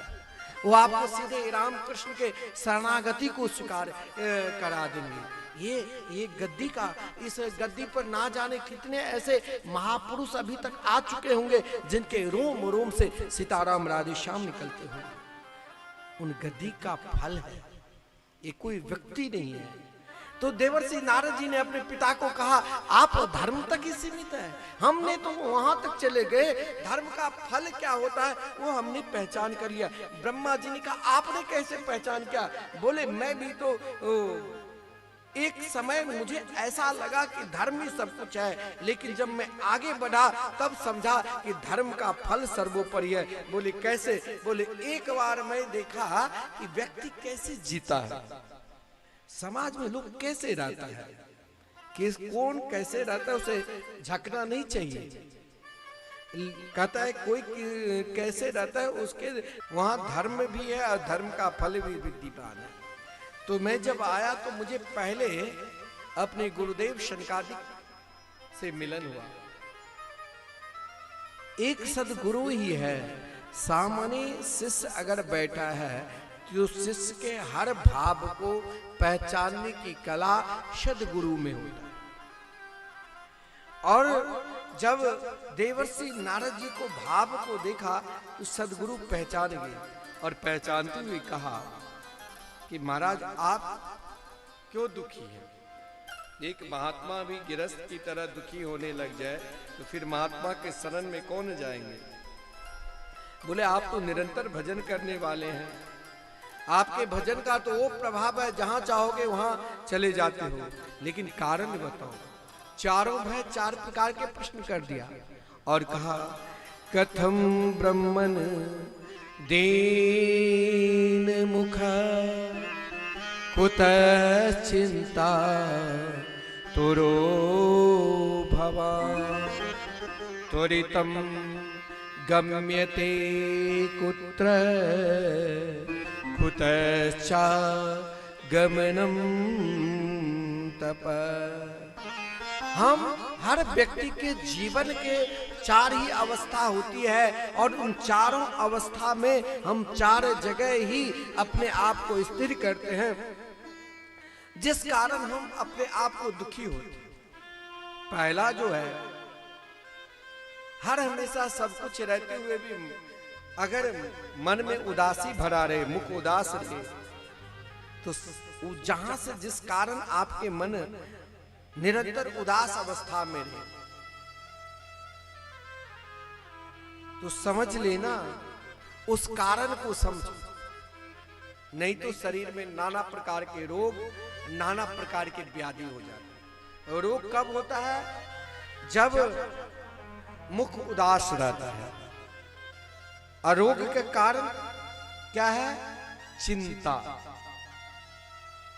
इसीलिए महात्मा लोग कहते हैं चिंता मत करो कि भाई मेरे बाद मेरे लड़के बच्चे का क्या होगा, कौन संभालेगा। फिर हमने तो बहुत कष्ट करके यहाँ तक लाया। यह भी एक चिंता है। चिंता क्या? तो शरीर में रुकावट आने लग जाएगा। रुकावट क्या है? जैसे आजकल हार्ट अटैक, एकाएक दिल के बीमारी, प्रारंभ डायबिटीज इत्यादि, यह एक चिंता के कारण है। और जब चिंता करने लग जाते हैं, परमात्मा के चिंतन नहीं करोगे तो होगा अब किसके पास जाओ। कौन जीवन की चिंता की दूर कर दे। महाराज हम बहुत दुखी हैं। अब आपको समझना है, हम जिसे अपना दुख बताते हैं वाकई में वो मेरे दुख को दूर करने वाले हैं कि वाकई में और दुख प्रदान करने वाले हैं। कौन ऐसा है जो मेरे दुख को दूर कर दे। त्वरितम गम्यते कुत्र। उसके बाद हमें पहचानना है कि वाकई में अब मुझे क्या करना है। यह हर व्यक्ति का एक जीवन का प्रश्न होता है। देवर्षि नारद जी ने कहा मेरे जीवन का यह प्रश्न है कि मैंने अपने जीवन को पृथ्वी लोक पर कुछ क्षण के लिए लाया। व्यक्ति कैसे जीता है, हंसने का ढंग कहाँ है और रोने का ढंग कहाँ है और मन की शांति कहाँ पर है, यह आज तक हमने नहीं पहचान पाया। इसके लिए हम क्या करते हैं, देवर्षि नारद जी की कथन है, ये तो मेरी शैली है। देवर्षि नारद जी ने कहा मैंने देखा कहां जाऊं, तो पृथ्वी लोक पर अनेक जगह गए। पृथ्वी लोक पर कोई छोटा मोटा नहीं, हर तीर्थ में पुष्कर, प्रयाग, काशी, गोदावरी अनेक तीर्थों का वर्णन कर दिया। बोली यहां घूमने की तो कला है लेकिन शांति की कला नहीं मिल रही है। क्यों नहीं मिल रही है? दो कारण देखा। पहला कारण, सोचा तीर्थ के साथ आगे बढ़ूं तो सद गृहस्थ के यहां गए। सद गृहस्थ को देखकर देखा आपस में कलह विवाद, बात बात पर लड़ाई। व्यक्ति का स्वभाव भी ऐसा हो गया है जो वो अपने आप को समझ नहीं पाता है। उनका 4 रोग तो हर व्यक्ति के अंदर है। क्या? मंदा सुमंद मत्यो मंद भाग्या ह्युपद्रुता। ये 4 रोग जो है ना, हर व्यक्ति को कहीं ना कहीं भगवत शरणागति नहीं होने देते। मंद यानी आलस, हर कार्य में आलस। इच्छा है ब्रह्म स्थान कथा सुनने के लिए जाऊं, अरे भाई आज नहीं जाऊंगा, आज कई जगह निमंत्रण भी है, देर होगी तो फिर मेरे को मिलेगा कि नहीं मिलेगा।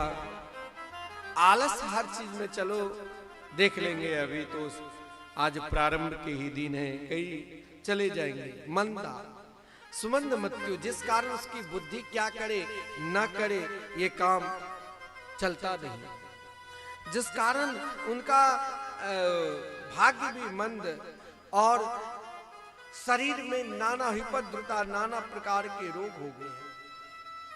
संत कौन है, संत की शरण में भी जाए समझ में नहीं आता है। आजकल महाराज सब वस्त्र पहन लिया, ना उसको आचार्य परंपरा से कोई मतलब है। कौन सा तिलक, कैसे तिलक, सब अब देखिए कथा करते। चलो भगवान के वचन सबको गाना चाहिए, लेकिन भागवत गद्दी पर बैठकर भागवत की मर्यादा को उल्लंघन करना, ये महाराज आजकल एक ऐसा हो गया है जो महाराज कहा गया है, पाखंड निरता संतो विरक्ता सा परिग्रह। पता ही नहीं चलता है, विरक्त की तरह रहने लग गया है। हर हमेशा धन की संग्रह में, और उनका जो स्वभाव है फिर जाकर विरक्ति भाव रहेगा नहीं, क्योंकि उनका स्वभाव तो फिर वहीं पर पहुंच जाता है कि तरुणी प्रवृत्ता गेहे। फिर घर में आपस में पति पत्नी में वाद विवाद निरंतर बढ़ता रहता है। आश्रमों के विषय में भी कहा कि कैसे व्यक्ति का आचरण होगा, समाज कब किस धारा की ओर जा रहे हैं यह भी समझाया। आज की समाज कहां पर है यह भी दिखाया। परंतु समाज युग का धर्म समझो या समय के परिवर्तन समझो, लेकिन एक आश्रय हर हमेशा रहेगा आपके साथ, वो भक्ति के आश्रय। जब देवर्षि नारद जी ने पृथ्वी पर हर जगह कहीं न कहीं दोष देखते हुए जा रहे थे। लेकिन वृंदावन में जब आया तो वहां एक अलौकिक भाव दिखा। क्या? जीवन को वृंदावन हर व्यक्ति को बनाना चाहिए। अगर आपके जीवन वृंदावन अयोध्या है ना, तो आप घर में रहो, परिवार में रहो, आप कभी दुखी नहीं रहो। वृंदावन कहाँ है? यहाँ तो आपको अयोध्या का भी सुख मिल रहा है और वृंदावन के भी सुख मिल रहे हैं। जब चाहो आप वृंदावन चले जाओ, जब चाहो अयोध्या, लेकिन जाना तो आपको ही पड़ेगा। अपने हृदय रूपी सिंहासन को वृंदावन बनाओ और वृंदावन बनाकर उस पर निरंतर अपने इष्ट को बैठाओ और भाव रखो कि अपने इष्ट को एक पल भी न छोड़ेंगे। देवर्षि नारद जी के हृदय में एक ही भाव था, हरि नाम का स्मरण, और नाम के स्मरण करते हुए श्री धाम वृंदावन आए। कलयुग का अवगुण को देखता हुआ यमुना किनारे भटक रहे थे, तो वहां एक आश्रय, हर व्यक्ति के जीवन की एक आश्रय रखना चाहिए। वो आश्रय क्या है? भक्ति के आश्रय। वो पुकार क्या है? भक्ति की पुकार। वो विवलता क्या है? भक्ति की विवलता। जब आपकी जीवन में विवलता यानी भाव जागृत होगा भक्ति के प्रति, तो भक्ति आपको पुकारेगी। भक्ति कैसे पुकारती है? भक्ति के पुकार क्या है? भक्ति पहचान कराती है। भक्ति एक पहले आपको पहचान कराएगी, ये ध्यान देना। भक्ति पहचान कराती है कि मेरे जीवन में उन महात्माओं को पकड़ो जो महात्मा आचार्य परंपरा से दीक्षित है, जो महात्मा वैष्णव है। ये भक्ति देवी की पुकार है। भो भो साधो क्षणम तिष्ठ मा चिंतामपि नाशय दर्शनम तव लोकस्य सर्वथा घहरम परम। मानो भक्ति देवी देवर्षि नारद जी से कहती है कि हे नारद जी, एक क्षण के लिए मेरे पास आओ। जीवन का कुछ ऐसा पल, ऐसा क्षण निकालो कि किसी महात्मा नाम जापक के शरण में जाकर, उनके सानिध्य में जाकर एक क्षण के लिए भगवान के नाम सुनो। ये भक्ति देवी कहती है मेरे अंदर चिंता बनी हुई है, और चिंता का दूर करने वाले और चिंतन में डुबोने वाले एकमात्र साधु संत महात्मा ही हैं। बोले आपके दर्शन का फल, संत के दर्शन का फल और भगवान के दर्शन का फल क्या मिलता है जानते हो? संत के दर्शन का फल और भगवान के दर्शन का फल दोनों अलग है। संत, ये भक्ति देवी कहती है, दर्शनम तव लोकस्य। भगवान ने दर्शन दे भी देगा ना, तब भी पाप करने का प्रवृत्ति बनी रहेगी। क्रोध आ ही जाएगा, काम आ ही जाएगा। दुर्योधन को दर्शन दिया था तो क्रोध छोड़ा, काम छोड़ा नहीं छोड़ा। लेकिन संत के दर्शन का क्या फल होता है? दर्शनम तव लोकस्य सर्वथा घहरम परम। संत के दर्शन का फल ये होता है जो मेरे अंदर जो अघ यानी पाप है, उन पाप को सदा के लिए नष्ट कर देते हैं। पाप को नष्ट भगवान शंकर जी जब सबको भस्म कर देते हैं, संहार करते हैं, तो आपके अंदर आपके पाप यानी आपके पाप रूपी प्रारब्ध को नहीं संहार कर पाते हैं। नहीं, लोग कहते हैं पूर्व जन्म में जैसा क्या होगा वैसे फल प्राप्त कर रहे हैं। लेकिन संत के शरण में जाने से क्या होता है? जो उनके हृदय में अघ पाप को नष्ट करने वाले भगवान श्री राम कृष्ण, श्री कृष्ण जो है वो उनके हृदय में बैठे हैं। आप उनके शरण में जाते हैं तो जाते ही संपूर्ण पाप नष्ट हो जाते हैं। ये मैं नहीं कहता हूँ, ये भक्ति देवी कहती है, दर्शनम तव लोकस्य सर्वथा घहरम परम। जीवन के हर समय दो प्रश्न रखो। एक प्रश्न अपने जीवन में ये रखो कि हम क्या थे, क्या हैं, कैसे रहेंगे। एक प्रश्न यह भी जीवन के रखो कि इस स्थिति में, ऐसे अवस्था में रहकर हमें अब आगे भगवान को भी प्राप्त करना है, यह भी अपने आप को प्रश्न करो। और जब पहले अपना प्रश्न देखो, भक्ति देवी भी देवर्षि नारद जी के पास अपना प्रश्न कर दिया। दक्षिण प्रांत में जन्म लिया, महाराष्ट्र में सम्मान मिली, गुजरात में पाखंड देकर मैं जीर्ण से होने लगी, वृंदावन आकर पुनः मैं तो युवती हो गया और दोनों मेरे पुत्र ज्ञान और वैराग्य वृद्ध को प्राप्त कर लिया। लेकिन कोई रोगी हो, कोई बीमार हो तो उसको नींद की गोली खाने के बाद निद्रा आती है, लेकिन यहाँ ज्ञान और वैराग्य चैन से सोए हैं। संसार में देखा जाता है माता वृद्धा होती है और पुत्र युवक, लेकिन यहाँ बिल्कुल अलग ही देख रहा हूं। कारण क्या है महाराज? आप संत हैं, आप महात्मा हैं, जीवन के हर कारण को आप उजाला कर सकते हैं। देवर्षि नारद जी ने भक्ति के विचार को सुनकर, भक्ति के भाव को सुनकर, भक्ति का भाव जीवन में अपना भाव दो जगह प्रकट करो। एक जगह भगवान के पास, आप भगवान के पास मंदिर में फूल जल चढ़ाते हो, प्रार्थना करते हो अपनी अपनी भाषा, अपने अपने अनुसार, जिसका जो भाव होता है। तेरा तुझको अर्पण क्या लागे मेरा, यह भी कहते हो। लेकिन हम क्या अपने आप को अर्पण हो जाते हैं? हम नहीं होते हैं। मेरे अंदर में अभी बहुत गंदगी भरी हुई है, हम भी वही गंदगी सड़े हुए फल ही चढ़ाते हैं। अपनी गंदगी को मुझे बाहर निकालना है। वो गंदगी कैसे निकलेगी, उस गंदगी को कैसे साफ करना है, तभी हम अर्पण कर सकते हैं। ये अर्पण के भी दो भाव हैं।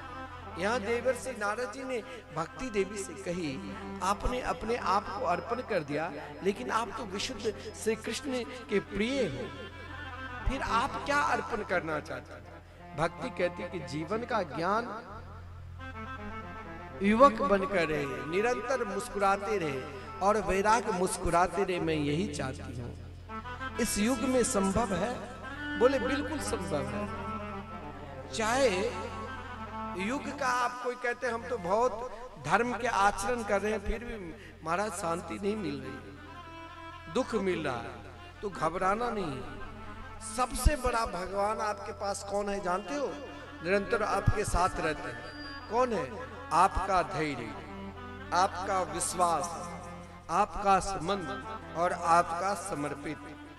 स्वयं कहा गया है कि यह संतो विसीदंती प्रयासंती है साधव।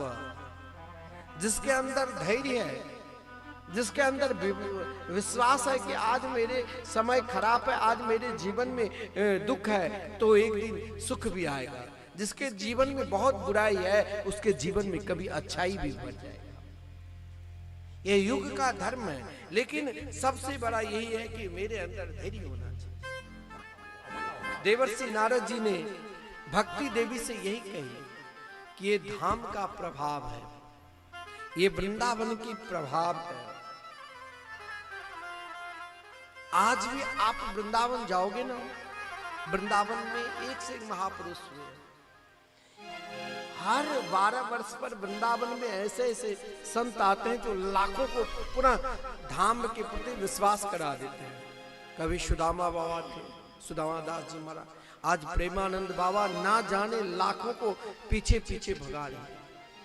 उनके एक झलक प्राप्त करने के लिए लाखों लोग, कुछ तंत्र मंत्र नहीं, ये धाम की प्रभाव है।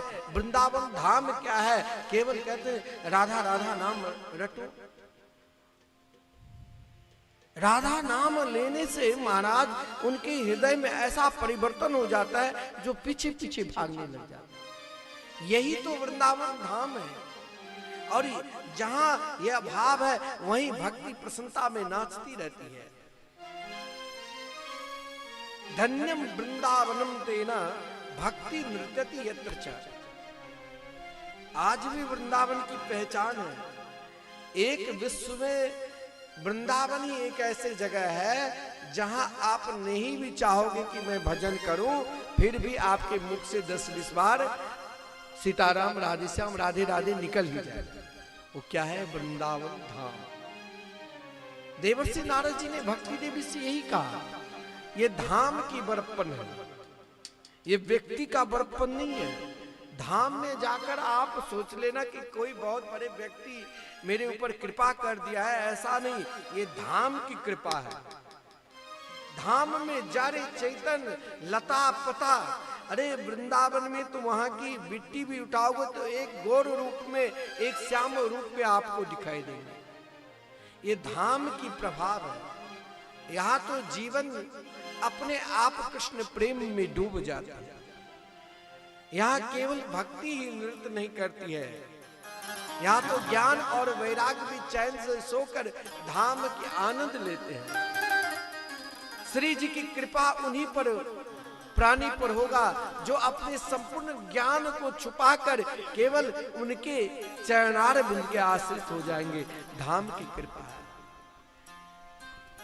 वैराग्य उन्हीं के ऊपर सच्चाई वैराग रहेगा जो अपनी संपूर्ण वैराग को छुपाकर केवल प्रिया प्रीतम की लीला के दर्शन करेंगे और धाम में निरंतर गुणगान करेंगे। हम भी भाव के साथ एक बार शरीर यही रहे, मन से सब वृंदावन जाकर पुकारे गाए। वृंदावन जाऊंगी सखी, वृंदावन जाऊंगी। कौन कौन वृंदावन जाना चाहता है अपने दोनों हाथों को ऊपर करेंगे सभी। भजन के माध्यम से सभी वृंदावन चलेंगे और जोरदार तालियां भी होनी चाहिए। वृंदावन जाऊंगी सखी, वृंदावन जाऊंगी। मेरे उठे मेरे उठे मेरे उठे रहती वृंदावन जाऊंगी। मेरे उठे रहती वृंदावन जाऊंगी। वृंदावन जाऊंगी सखी, लौट के आऊंगी। वृंदावन जाऊंगी सखी, लौट के आऊंगी। मेरे नैन बरसे नीर सके, वृंदावन जाऊंगी। मेरे उठे रहती वृंदावन जाऊंगी।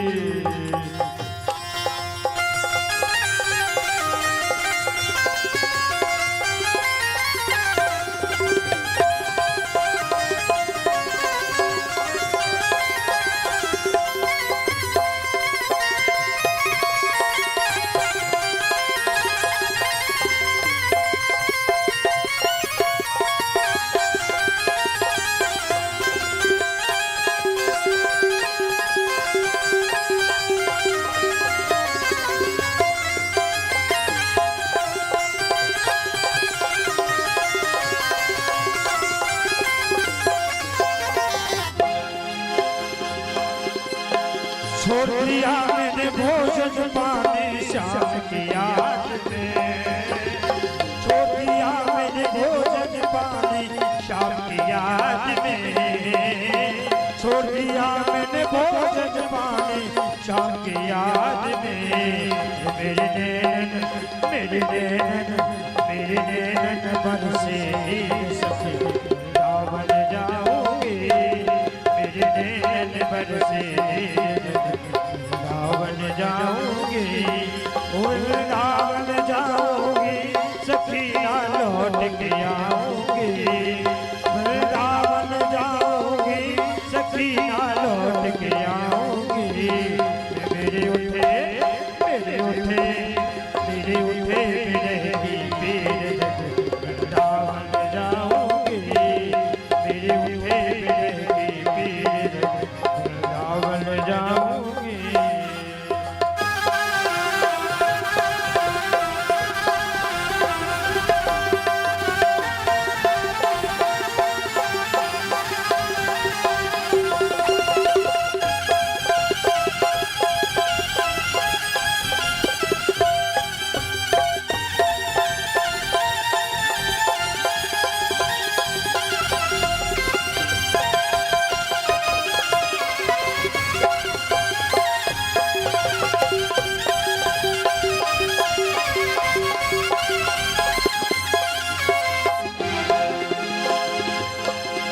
ये श्याम सलोने सूरत की दीवानी हो गई, श्याम सलोने सूरत की दीवानी हो गई।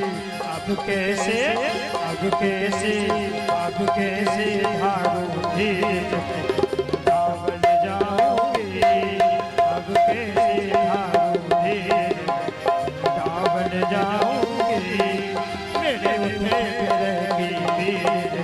वृंदावन जाओगे, वृंदावन जाओगे, सखिया लौट के आओगे, वृंदावन जाओगे, सखिया लौट के आओगे।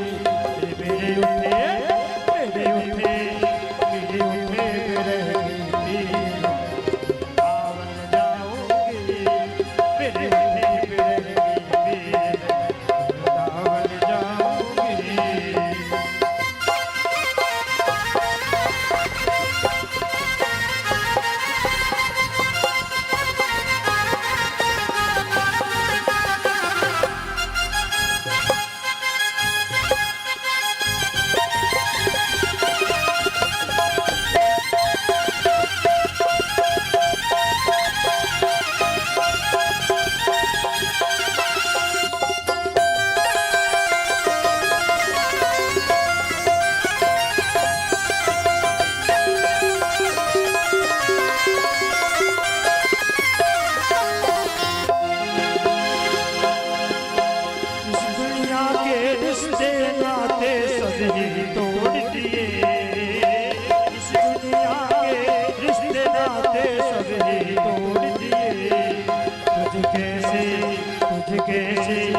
तुझ कैसे दिखाओ दिल से वृंदावन जाओगे, मेरे उठे रहेगी, वृंदावन जाओगे, वृंदावन जाओगे, सखिया लौट के आओगे, वृंदावन जाओगे, सखिया लौट के आओगे।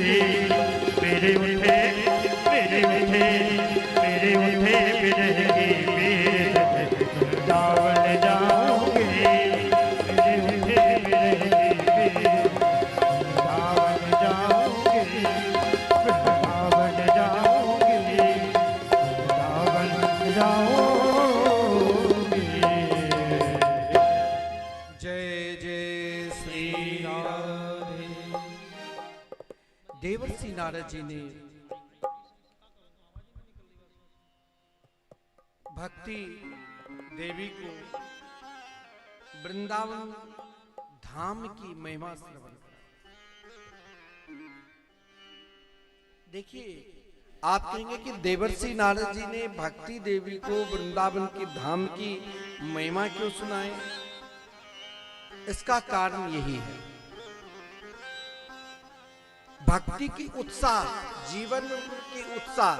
जैसे आप कोई उत्सव करते हैं ना भागवत के माध्यम से, जैसे भगवान के जन्म उत्सव करेंगे, गिरिराज पूजन, रुक्मिणी विवाह, कई झांकी बनता है, तो ये उत्साह एक उत्साह है। तो भक्ति देवी के उत्साह यानी वृंदावन धाम की महिमा सुना को उत्साह बढ़ाया। उत्साह, जब जीवन में उत्सव आने लग जाए ना, तो जीवन क्या हो जाता है जानते हो? फिर अगर कोई बहुत दुखी व्यक्ति है और कोई दुखी व्यक्ति के जीवन में एकाएक उत्सव आ जाता है, तो सब कुछ पुराना दुख भूल जाते हैं। इसलिए पुराना दुख को भुलाने के लिए, एक नए सुख प्रदान करने के लिए ही देवर्षि नारद जी ने भक्ति देवी को वृंदावन धाम की महिमा सुनाई। कहा, धाम की महिमा सुनने के बाद फिर दुखी नहीं रहना चाहिए। फिर जीवन में दुख आवे तो दुख का एक ही औषधि है,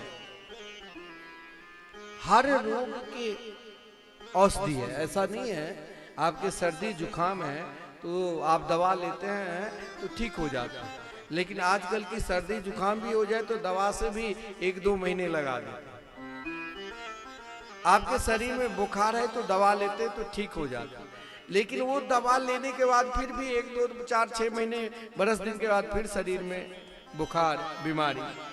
लेकिन जीवन की एक दवा जिसने खा लिया ना, वो मानो कभी दुखी नहीं होता है। दुख दूर होने की दवा क्या है? तो भवोसधा छोत्र मनोभिरामा। बहुत लोग कहते हैं मन में शांति नहीं है, मन महाराज बहुत व्याकुल है, क्या करो? तो एक औषधि लो। क्या है वो औषधि? देवर्षि नारद जी बताते हैं। वो औषधि लेने के बाद चिंता कहीं से रहेगी ही नहीं, दुख रहेगा ही नहीं। क्या? वृथा खेद से वाले ओहो चिंता तुरा कथम।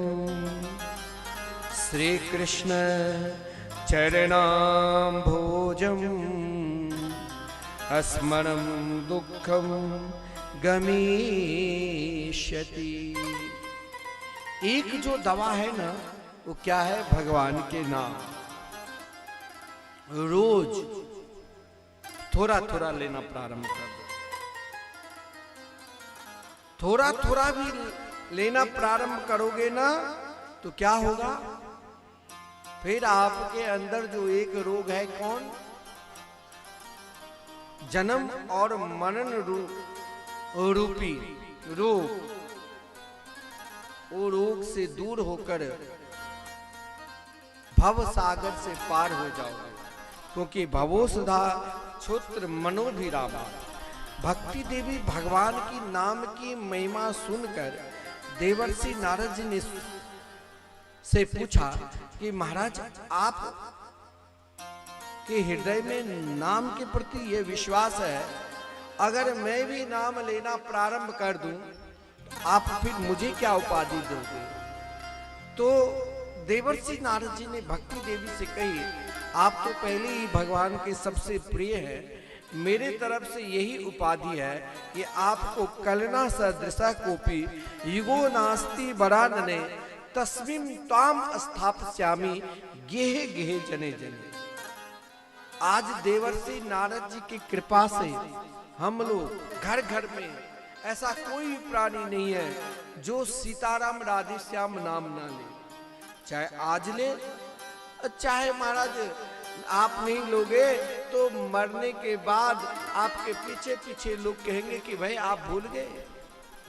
एक जगह महाराज एक व्यक्ति कह रहा था राम नाम सत्य है, तो एक महात्मा ने कहा कि भाई मुर्दा को समझा रहा है कि ये अपने आप समझ रहे हैं। जब राम नाम सत्य है तो महाराज ये जब तक जिंदा था तो तब ये बोल रहा था कि बालापन में कहा धराधाम सत्य है, और जवानी में फिर बोला कि अर्थ काम सत्य है, और जब पंछी निकल पड़ा पिंजरे से तब कह रहा है कि राम नाम सत्य है। जब राम नाम सत्य है तो तुम किससे बोलते हो? मुर्दा को? तो मर चुका है। अगर तुम अपने आप को बोलते हो तो तुम क्यों नहीं लेते हो? फिर तुम क्यों भूल जाते हो? यह राम नाम को भूले नहीं, जिस कारण देवर्षि नारद जी ने कहा कि हम साधु संत मिलकर हर प्राणी के हृदय में श्री राम कृष्ण के मंगलमय नाम घर घर जन जन में जाकर प्रकट कराऊंगा। जीवन को प्रकट कैसे होता है? हमें अपने आप को कभी कभी होता है कि भगवान के भजन करूं, लेकिन भजन में विश्वास नहीं होता। हर व्यक्ति की इच्छा होती है कि भजन करूं, लेकिन भजन में विश्वास भी तो होना चाहिए। जब तक विश्वास नहीं हुआ तो विश्वास जगाने के लिए आपको कोई सदगुरु के शरण, महात्मा के शरण में जाना पड़ेगा। ये भक्ति देवी की सिद्धांत है।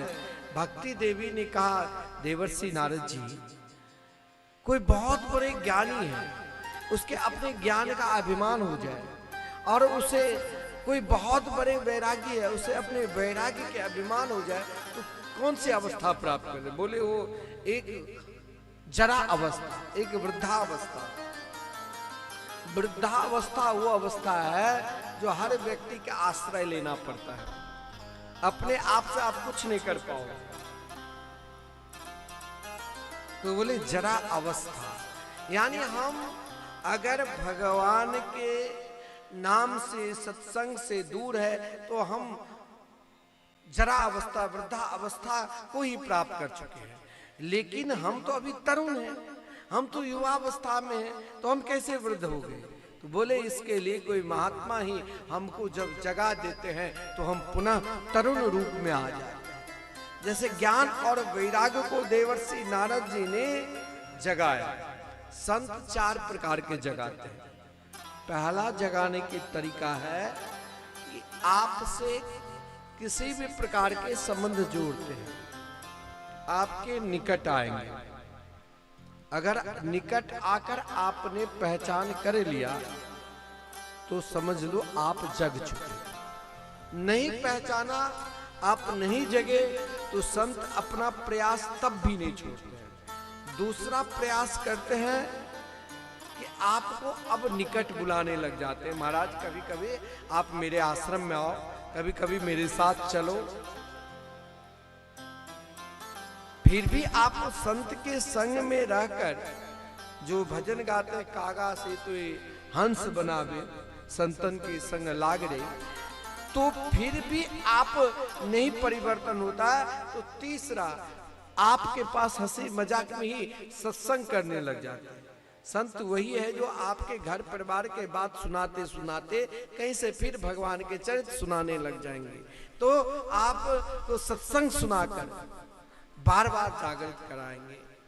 फिर भी अगर आप नहीं जगे तो संत अपना चौथा प्रयास करते हैं कि उनके पास जो भी शास्त्र पुराण वेद वेदांत इत्यादि के जो भी ज्ञान है, जैसे देवर्षि नारद जी ने अपने संपूर्ण शास्त्रों के द्वारा जगाने के प्रयास किया, तब भी नहीं जगे, तो अपना 4 प्रयास हर व्यक्ति को करना चाहिए। और चौथा प्रयास से भी सामने वाले नहीं जग रहे हैं तो एक प्रयास पर स्वयं विश्वास करने लग जाए कि मैंने अपने प्रयास सब प्रकार के कर लिया, अपना परिश्रम सब प्रकार के कर लिया, अब मैं क्या करूं?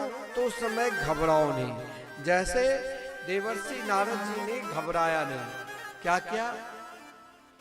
जब अपना प्रयास नहीं चले ना तो भगवान के प्रयास पर विश्वास करने लगे। भगवान के प्रयास पर विश्वास करने लग जाओ। भगवान के प्रयास पर पूर्ण रूप से अपना प्रयास को छोड़ दो कि मैंने अपना प्रयास तो कर लिया, अब भगवान के प्रयास पर ही मुझे जीना है। तो गोविंद स्मृया माश, भगवान के स्मरण करने लग जाओ। और जो ही भगवान के स्मरण करोगे आपका 4 प्रकार के प्रयास का एक फल मिलेगा। धर्म अर्थ काम मोक्ष का एक फल, परमात्मा की प्राप्ति। देवर्षि नारद जी ने अपना प्रयास सोचा अब लगता है भगवान को कोई विशेष कार्य करना है, इसीलिए मेरा प्रयास नहीं चल रहा है, तो मैं अपना प्रयास क्या करूं? तुरंत भगवान के स्मरण करने लगे। जो ही भगवान के स्मरण करना प्रारंभ कर दिया ना तो क्या हुआ जानते हो? आकाशवाणी हुई। जब जीवन घबराहट में आ जाए ना तो आपको नहीं घबराना, एक मात्र कार्य करना, क्या? भगवान के स्मरण। देवर्षि नारद जी ने अपना प्रयास सब किया।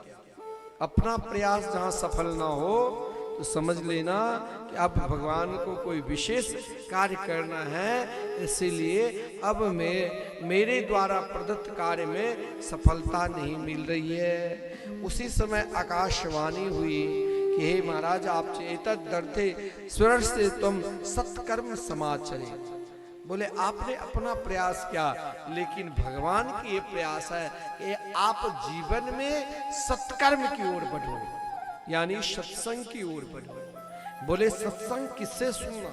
देखिए भागवत में स्पष्ट लिखा है।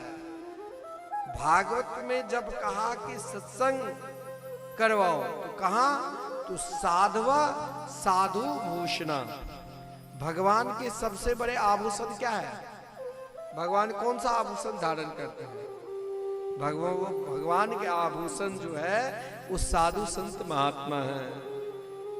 देवर्षि नारद जी को आकाशवाणी के द्वारा यही शब्द सुनाई दी कि सत्कर्म करो, लेकिन सत्कर्म का बाकी समझाने वाले अगर कोई है तो साधवा साधु भूषणा, भगवान के सर्वश्रेष्ठ आभूषण साधु संत महात्मा है, नाम जापक है। उन नाम जापक के शरण में चले जाओ। स्वयं देवर्षि नारद जी नाम जाप, हरि नाम स्मरण करते हुए संत को खोजने लगे। देखिए, संत को खोजने के लिए आप चाहोगे कि कोई तीर्थ में ही मिलेंगे, ऐसा नहीं, आपके गांव में भी, आपके परिवार में, आपके घर में भी मिलेंगे। खोजना तो आपको पड़ेगा। देवर्षि नारद जी वृंदावन से, आप कहेंगे कि आप वृंदावन में संत नहीं थे, संत थे, सब भक्ति में लीन थे। हरिद्वार के जहाँ, वहाँ भी महाराज संत को ढूंढा ऋषिकेश, कोई महाराज मौन हो गए, कोई महाराज भागने लगे कि देवर्षि नारद कहीं मेरी प्रतिष्ठा पर न पड़ जाए कि सत्कर्म क्या होता है। लेकिन देवर्षि नारद जी ज्यों ही भगवान के स्मरण करने लगे तो भगवान ही है आपके संपूर्ण लगन को वो कभी तोड़ने नहीं देंगे, नहीं पुकारते हैं। लागे लगन मत तोड़ना, प्रभु जी मेरी लागे लगन मत तोड़ना, लागे लगन मत तोड़ना, हरि जी मोहे लागे लगन मत तोड़ना। खेती बुआई मैंने तेरे नाम की, मेरे भरोसे मत छोड़ना, प्रभु जी मेरी लागी लगन मत तोड़ना।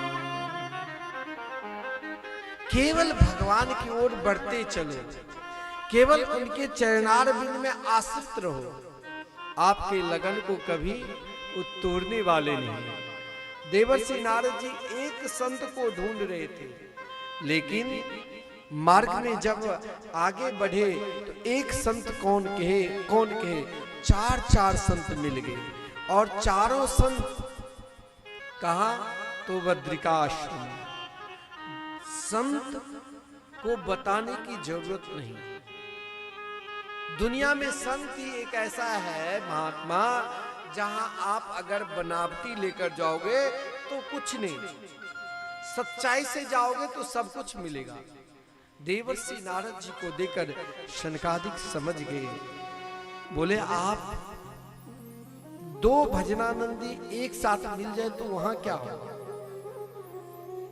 वहां सत्संग होगा। यहाँ देवर्षि नारद जी भी परम भजनानंदी और शनकादिक भी परम भजनानंदी, दोनों भजनानंदी का मिलन हुआ। और जब मिलन हुआ तो वहां सत्संग की धारा चलने लगे। वही सत्संग की धारा में देवर्षि नारद जी ने प्रश्न कर दिया कि भगवान सत्कर्म क्या है? तो शनकादिक मुस्कुराते हुए कहा, महाराज आप नहीं जानते हो? अरे जब व्यास जी अज्ञान में गोता लगा रहे थे, आपने जो भागवत धर्म का उपदेश दिया वही तो सत्संग है। सत्संग की ये महिमा है जहां भक्ति, ज्ञान और वैराग तीनों एक जगह संगम के रूप में एकत्रित हो सकते हैं। देवर्षि नारद जी और शनकादिक का विलक्षण संवाद है। सत्संग की महिमा को समझाने लगे। सत्संग की स्थान, सत्संग में जैसे यहाँ ब्रह्म स्थान में सब गांववासी कोई भी आए, सबकी कथा है, सबकी भाव, सबका संज्ञा, श्रोता भी वक्ता भी ब्रह्म बाबा, श्रोता भी ब्रह्म बाबा, हम कहने वाले आप सुनने वाले।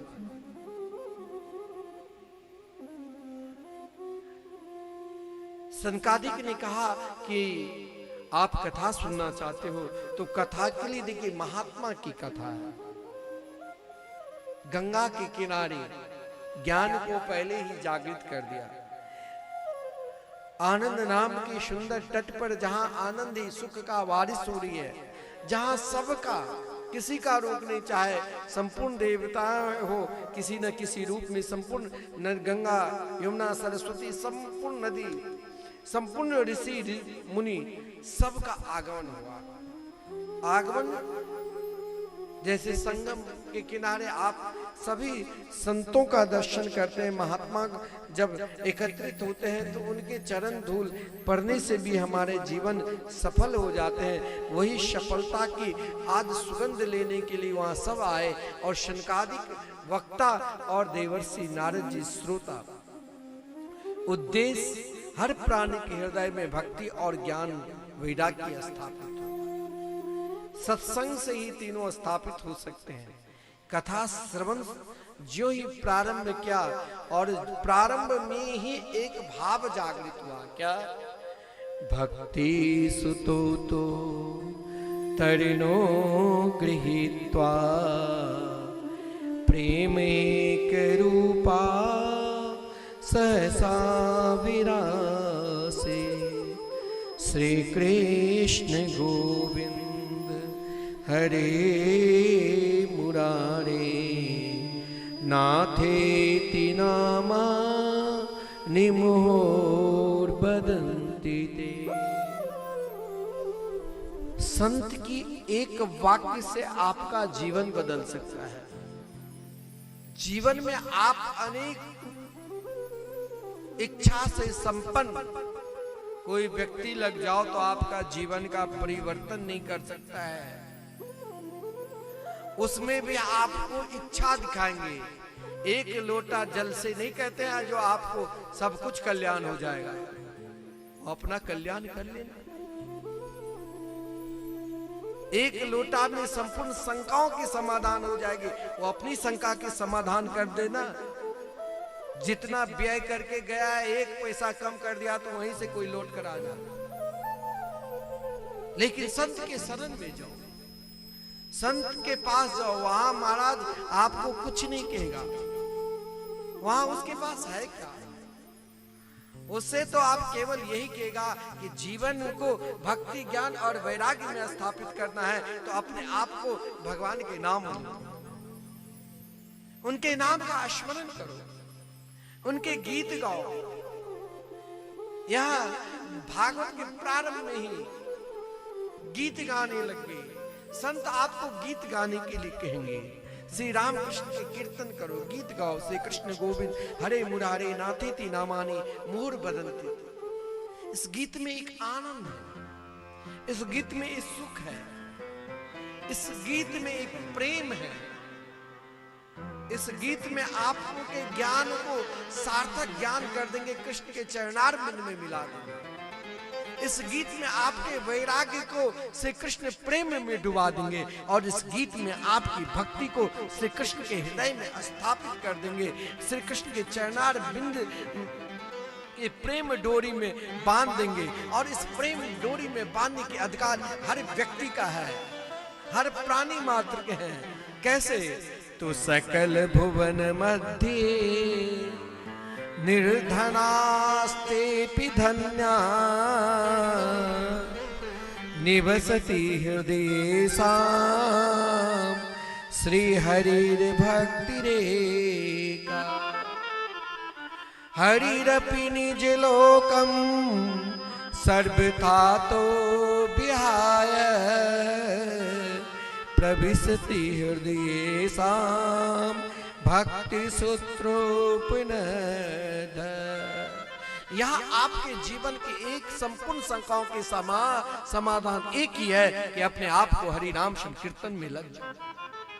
चाहे इस एक हरि नाम संकीर्तन ही एक ऐसा है जो हर प्राणी को लेने के अधिकार है और हर प्राणी जितने अधिक उसे अर्जित कर लिया वो उतने निकट पहुंच गई।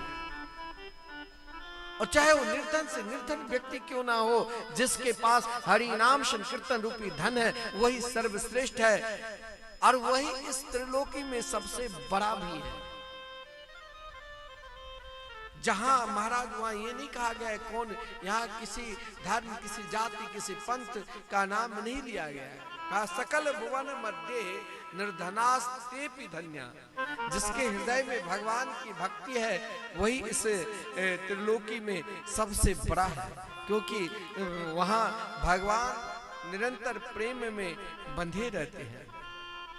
जहां भगवान के प्रेम में बंधे हैं ना, वही उत्सव है, वही उत्साह है। भक्ति देवी अपने दोनों पुत्र ज्ञान और वैराग्य को लेकर उन संतों की झुंड में आकर कथा सुनने लगे तो वहां प्रेम बढ़ने लग गया, वहां उत्सव बढ़ने लग गया, वहां सब नाचने झूमने लग गए। यह है भक्ति का पहचान। भक्ति का पहचान ये नहीं है कि हमने एक लोटा जल से अपने आप को समाधान नहीं कर सकते हैं। भक्ति का पहचान है कि हमें हर स्थिति में, हर परिस्थिति में, चाहे हम जिस स्थिति में रहे, जिस परिस्थिति में रहे, उन परिस्थिति में निरंतर प्रिया प्रीतम के मंगलमय नाम ले। श्री सीताराम, श्री राधे श्याम, निरंतर नाम लो। नाम के आश्रय से ही आपका कल्याण हो। चाहे पापी से पापी हो, चाहे अधर्मी से अधर्मी हो, जिसने नाम का आश्रय लिया उनका कल्याण होता है। भागवत में तो यहां तक कह दिया, ये मानवा पाप कृतस्तु सर्वदा सदा दुराचार रता विमार्गा क्रोधाग्निदग्धा कुटिलाश्च कामिना सप्ताह यज्ञे न कलो पुनन्ति। भागवत जीवन को बदलकर श्री कृष्ण प्रेम धारा पर एकत्रित कर देते। जीवन की धारा हम दो ही जगह ले जाते हैं, या तो खूब पुण्यात्मा बन जाते हैं या खूब पाप करने में अपने आप को खो देते हैं। लेकिन उन दोनों धाराओं को भी एक ही लक्ष्य है, परमात्मा की प्राप्ति। पुण्य से भी आप एक दिन थक जाओगे और पाप से भी थक जाओगे। प्रणाम क्या? भागवत के दृष्टांत धुनकारी चरित्र से, जो महाराज तुंगभद्रा नाम के नदी के किनारे पत्तन नाम के नगर था, उस नगर के किनारे एक आत्मदेव नाम के ब्राह्मण रहते थे गांव में, जिनकी पत्नी की नाम धुंधली थी, जिनके संतान धुंधकारी हुआ और गौ का पालन के गौ से भी पुत्र गोकर्ण हुआ। धुंधकारी महादुष्ट खल हुए और गोकर्ण परम ज्ञानी हुए। लेकिन आत्मदेव एक दिन पुत्र के दुख से ही अपने आप को सोचा कि अब किसके पास जाऊं। यही जीवन का एक कथा जो है ना, ये अपने जीवन का एक प्रश्न है। तुंगभद्रा नाम की नदी कोई नदी नहीं बह रही है। तुंग कहते हैं शरीर को, और भद्र कहते हैं कल्याण को। संसार में जितने भी जीव है ना, जितने भी प्राणी है ना, उन प्राणी में सर्वश्रेष्ठ कौन है? हम सब मनुष्य। गुण सब में है। आहार निद्रा भय मैथुन च सामान्य में तत् पशु भी नराणाम। ये आहार भय मैथुन ये सब जीव मात्र में है, लेकिन मानव के अंदर एकमात्र क्या है? धर्म। हमें अपने धर्म को पहचानना है। आपको यही ब्रह्म स्थान में कुछ लोग ऐसे लगे हैं, युवा पीढ़ी, जो लोगों को जागृत करता है। हर वर्ष सहयोग देना चाहिए कि आगे और इससे बढ़िया करे, इससे और अच्छा ही करे। ऐसा व्यवस्था हो जाए जो आए उनके भंडारा चलते रहे। ऐसा व्यवस्था हो जाए जो 7 दिन 24 घंटे अखंड कीर्तन चलते रहे। यही तो जीवन का एक उत्सव और उत्साह है। और ये उत्साह हम लोग खुद कर सकते हैं। तुम शरीर भद्र, इस शरीर से हम जल्दी भगवत कार्य कर सकते हैं। शरीर से ही हम जल्दी भगवान को प्राप्त कर सकते हैं। ये शरीर स्वस्थ है तो हम समाज को एक सूत्र में बांध सकते हैं। लेकिन यही शरीर अगर तनिक विमुख हो गया तो पत्तन कोई नगर नहीं था। अध्यात्म दृष्टि से देखा जाए तो पतन ये शरीर का नाम ही कहा गया, पतति इति पतनम। ये शरीर हर क्षण हर पल हम सब मरते हैं। जो समय एक श्वास इससे पूर्व हम ले चुके हैं वो भी हम मर चुके हैं। लेकिन हमें अपने आप को पहचानना है। हमारे जीवन की एक द्विधा है कि हम क्या करें क्या नहीं करें, समझ में नहीं आता है। कुंडली दिखाऊं तो पंडित जी कहते ये ग्रह है, और अपने आप को समझूं तो अभी तक मैं खुद नहीं समझ पाया है।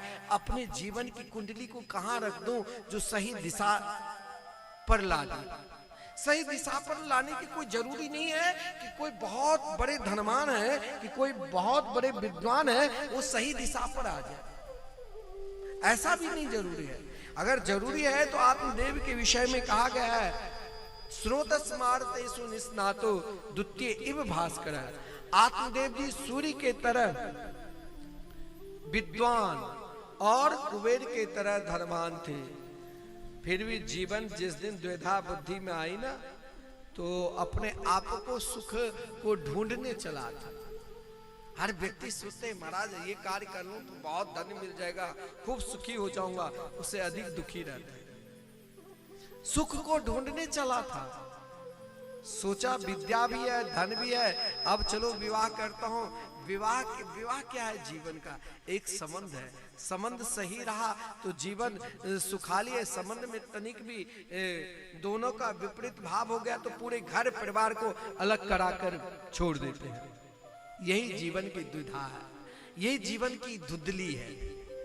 धुंधली जैसे ठंड मास में कुहासा नहीं पड़ती है तो सामने क्या है वो भी नहीं पता चलता है, न दिन है न रात है, एक द्वंद्व है, जीवन की एक द्वंद्व है। हमारे अपने जीवन का एक द्वंद्व, एक चक्कर चल रहा है जिसे हम स्वयं को अपने आप को ही नहीं पहचान पाते हैं तो आपको क्या पहचान है? हमारे अपने जीवन की द्वंद्व को सही करना है। इसके लिए फिर दूसरा प्रयास आत्मदेव ने किया कि चलो संतान से सुख मिलेगा, उसके लिए भी नाना प्रकार के अनुष्ठान, हर माता पिता अपने बच्चे के लिए सोचता है कि हम दुख प्राप्त कर लिए लेकिन मेरे बच्चे सदा सुखी रहे। लेकिन देखा जाता है कि हम खूब धन अर्ज भी देते हैं फिर भी वो सुरक्षित नहीं रख पाता है। यही तो जीवन का एक द्वंद्व है। आत्मदेव जी अपने जीवन की द्वंद्व के लिए, अपने प्रयास के लिए नाना प्रकार के प्रयास किया, कोई भी प्रयास छोड़ा नहीं। अनुष्ठान की वृक्ष को लगाया लेकिन उनके अंदर ये भाव था कि वृक्ष सूख जाता था। गौ पालन करने से महाराज और कोई कार्य नहीं करो, गौ पालन सभी को करना चाहिए। गौ पालन क्या लेकिन बंध्या हो जाती। जीवन का द्वंद्व यहां तक आ जाता है, सोचते हैं कि भाई अब तो लगता है मरकर ही जीवन सही होगा। कई लोग ऐसे भी सोचते हैं, लेकिन हमारे शास्त्र में कहा गया जीवन चाहे कहीं भी जाए लेकिन मरकर चाहोगे शांति प्राप्त कर लो, ये नहीं है। शास्त्र में कहा गया है असुर्यानाम ते लोका अंधे न तम सावृता तामस्ते प्रत्यादि गच्छन्ति ये के चात्महाजन। जीवन चाहे हर स्थिति के मोड़ पर खड़े हो जाए लेकिन कभी यह न सोचना चाहिए कि मरकर शांति मिलेगी। आत्मदेव जी ने सोचा जीवन एक मरकर शांति यानी जीवन की अज्ञानता है। सबसे जीवन की अज्ञानता ये अज्ञानता को दूर अब अपने आप को एकांत में करना पड़ेगा। आत्मदेव जी कहते हैं कि आत्महत्या करने के लिए चले गांव से दूर, और गांव से दूर जाकर आत्महत्या करने के लिए सोचा था कि प्रतिष्ठा बहुत है दूर जाऊं। जीवन में कभी कभी प्रतिष्ठा आदमी को बहुत दूर भी करा देते हैं और अपने आप को अभिमान प्रकट करा देते हैं। लेकिन वाकई में आप अपने आप को अपने वन में, वन यानी क्या है? इस संसार रूपी वन में हम अपने आप को अकेला ढूंढे और हमें अपने आप को पहले पहचान लेंगे तो फिर घर परिवार में कोई अलग नहीं होगा, फिर आपस में प्रेम रहेगा। आत्मदेव को पहचानने के लिए पहचान दो प्रकार का होता है। एक पहचान आपको अपने आप न मिले तो सत्संग के द्वारा, दूसरा पहचान आपके सही में जो मित्र संत यानी आत्मा है, परमात्मा, सबके अंदर भगवान है। सबके भगवान अलग अलग है। संसार में जितने भी प्राणी जन्म लिए सबके भगवान अलग हैं। आपके भगवान अलग है, आप बोलने की क्षमता, चलने की क्षमता, सहने की क्षमता सब। तो भगवान भी आप एकांत में जब अपने आप को प्रश्न करोगे तो वो भगवान आपको दर्शन देंगे। आत्मदेव ने केवल आत्महत्या के उद्देश्य से ही निकला था, लेकिन उनका भगवान ने कहा ये क्या कर रहे हो? संत के रूप में आकर कहा कि महाराज आत्महत्या मत करो, अपने आप को पहचानो। बोले क्या चाहते हो? बोले सुख चाहता हूं। किसके माध्यम? संतान के माध्यम से। बोले मेरी दृष्टि से कोई आपको कह दे कि आपकी ललाट में तो मैं कुछ देख ही नहीं रहा हूं, हाँ एक भाव देख रहा हूं। यदि आप चलो मेरे साथ और मेरे प्रभु का स्मरण करो तो आपका कल्याण होगा।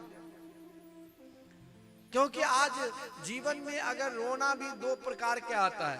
एक रोना अपने लिए हम रोते हैं तो इसमें आपको नाना प्रकार के मोह उत्पन्न हो जाएगा। एक भगवान के लिए रोते हैं तो भगवान को सबसे प्रिय दान क्या है? रोना।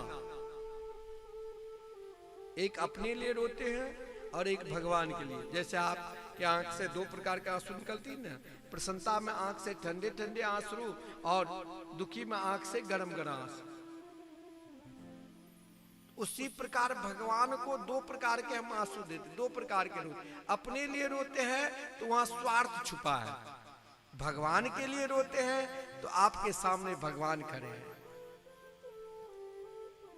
आत्मदेव जी यहाँ अपने लिए रोया था, लेकिन कभी कभी क्या होता है बेमन से कथा में इच्छा नहीं होगी, चलो ब्रह्म बाबा कहीं नाराज न हो जाए, कथा में जाना होगा, तो बेमन से भी कल्याण हो जाता है। जैसे आत्मदेव जी बेमन से ही संत के चरण छुए थे कि साधु ते न होई कारज हानि। साधु ने तुरंत कहा कथम ब्रह्म कथम रोदसी विप्रतम काते चिंता बलियसी बदतुम सत्वरम मह्यम स्वस्य दुःखस्य कारणम। जब स्वार्थ के लिए हम रोते हैं तो उसमें कारण छुपा रहता है। जिस बच्चे को यहाँ तक पढ़ाया आज मुझे नहीं देखते हैं, मैंने स्वयं नहीं खाया जिसको यहाँ तक इतना बड़ा बना दिया, अब मुझे छोड़कर चले गए हैं, यहाँ स्वार्थ छुपा है। अब भगवान के लिए जब रोओगे ना, भगवान के लिए कौन रोया था? ब्रजांगना, ब्रज की गोपी। रास में वर्णन है रू रुदु स्वस्वरम राजन कृष्ण दर्शन लालसा। भगवान के लिए रोओगे तो भगवान मिलेगा, संसार के लिए रोओगे तो संसार मिलेगा। भगवान निकट रहकर भी भगवान आपको फिर संसार की ओर धकेलेगा, क्योंकि आपने भगवान को नहीं पहचान पाओगे।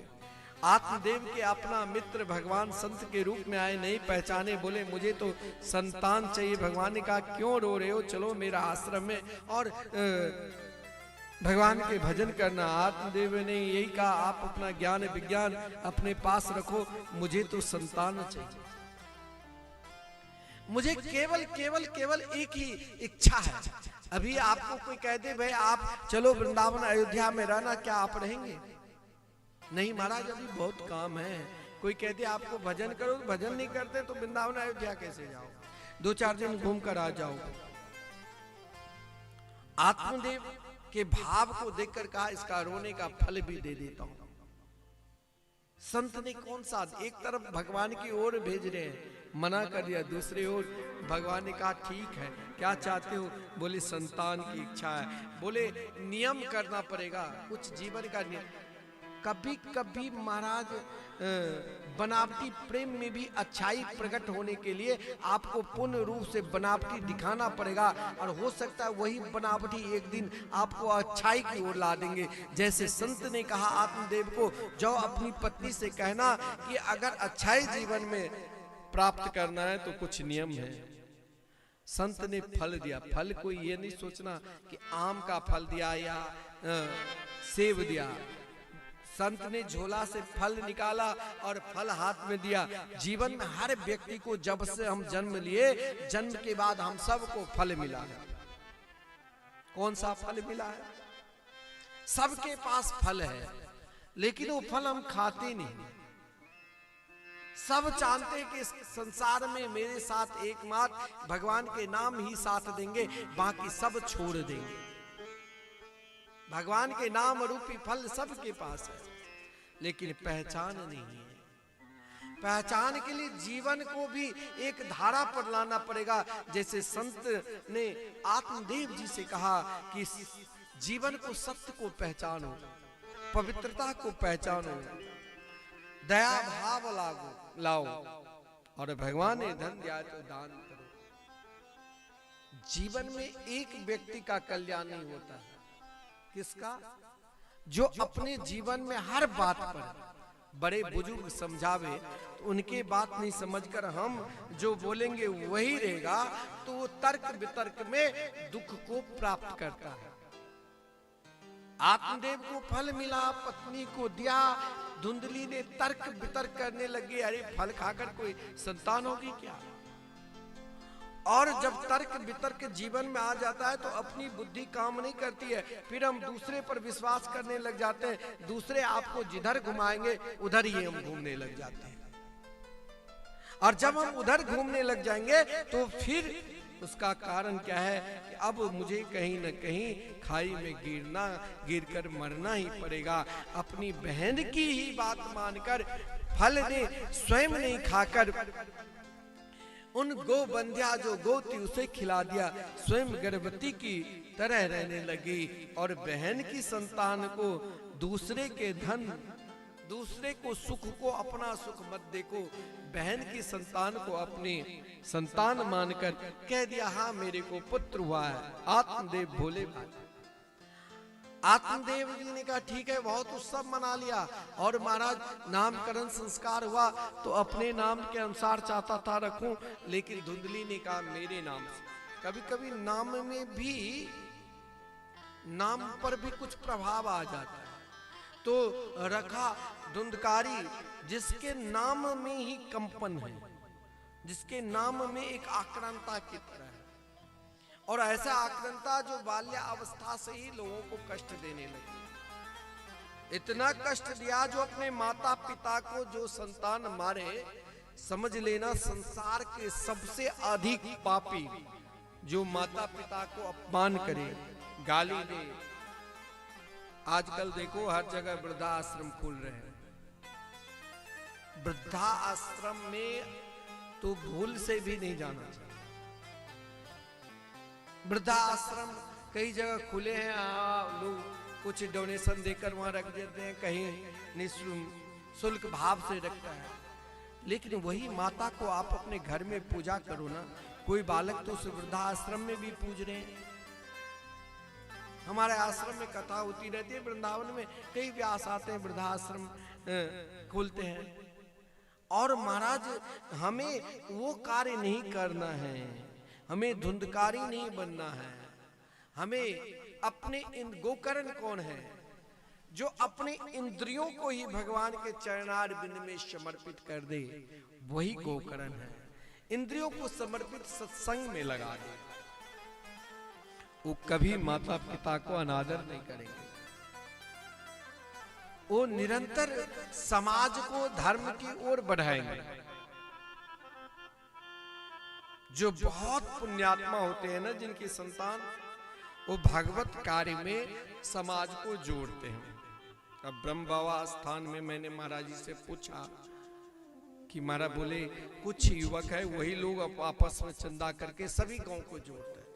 ये कोई, आप ये मत सोचना कि ये महाराज कोई ऐसा नहीं ऑर्केस्ट्रा यहाँ कोई आते नाचने, यहाँ भगवत चिंतन हो रहा है। इस स्थान पर वही होना चाहिए और इसमें जुड़ना चाहिए। यहाँ आत्मदेव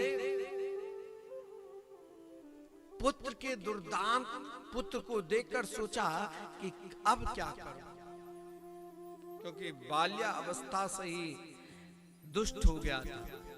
इसीलिए संत वाणी में कहा गया, दुष्ट अगर संग जोड़े तो संग मत जोड़ना, और सज्जन यदि संग तोड़े तो भी उनका संग ना तोड़ना। आत्मदेव सोचा कि अब मरना ही ठीक। हमारे पूज्य गुरुदेव कहा करते हैं कि देखो अपने आप को संभल जाओ, भगवान के नाम का जाप करो, एक दिन तो आपको चाहे अपने आप को नहीं संभल पाओगे तो बच्चे के डंटे से संभल जाओगे।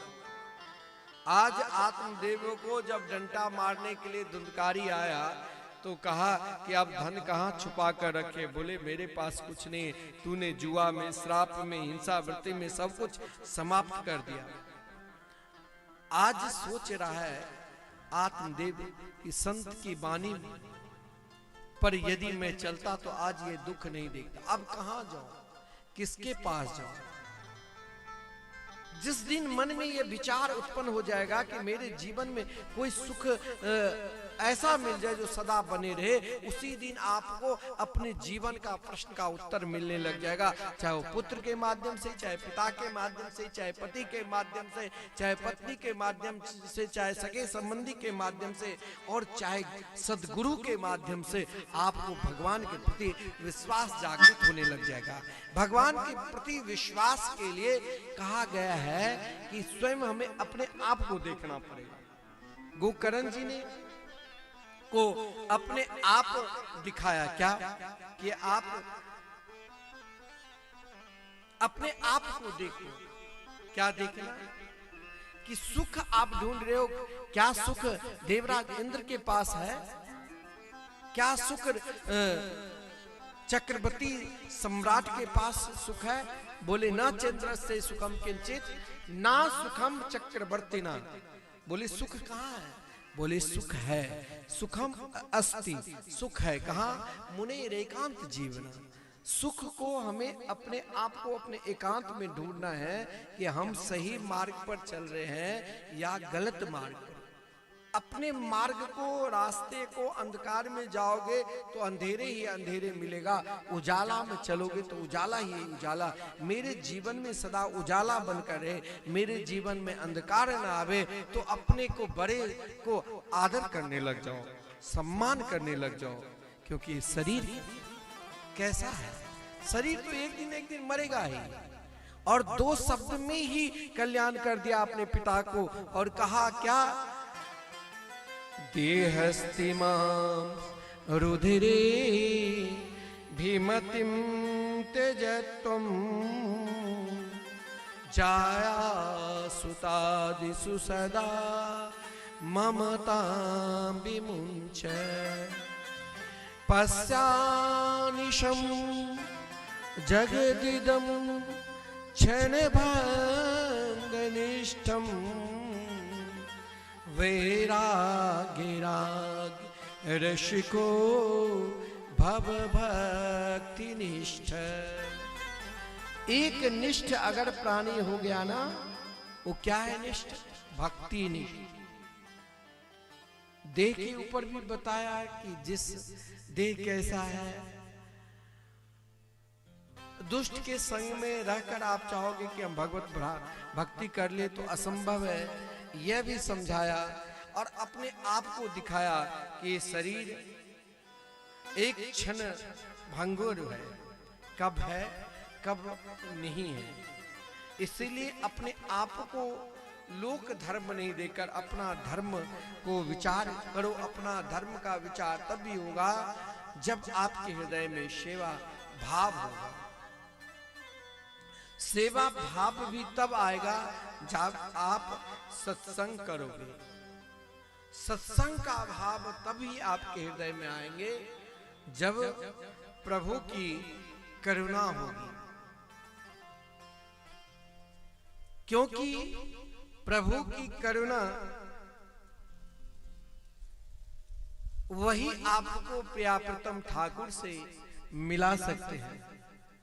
जब तक उनकी करुणा नहीं होगी, मेरी करुणा में, जब तक उनकी कृपा नहीं होगी, जब तक उनकी करुणा नहीं होगी, तब तक आप भगवान के निकट में रहकर भी भगवान को नहीं पहचान पाओगे।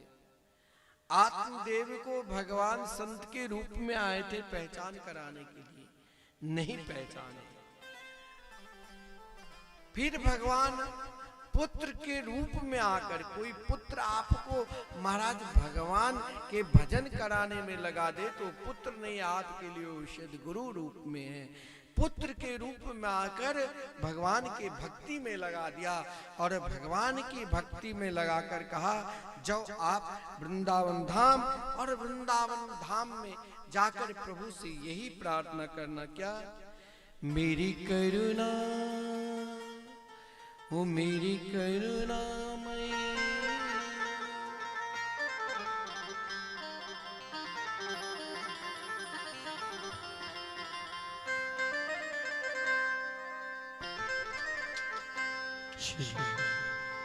सबके संकट दूर करेगी, ये बरसाने वाले बजाओ। अपने दोनों हाथों को जरा ऊपर कीजिए सभी लोग, और ताली बजने से इस भजन में सिर्फ तालियों का महत्व है।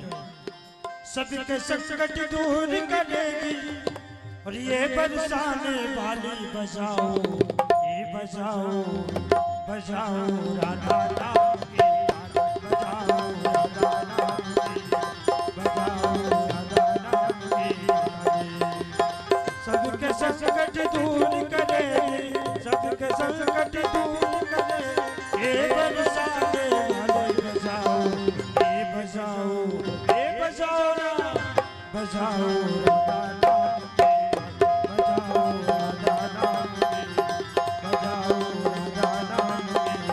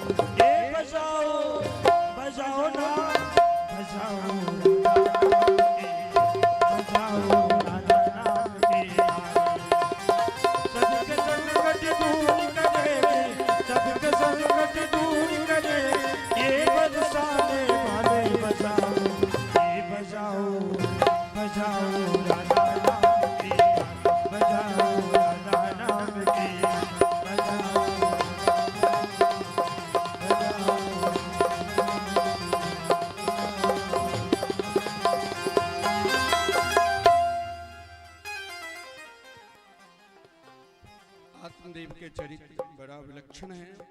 जो चरित्र बाकी कल हम पुनः 6 बजे से, बाबा कितने बजे से,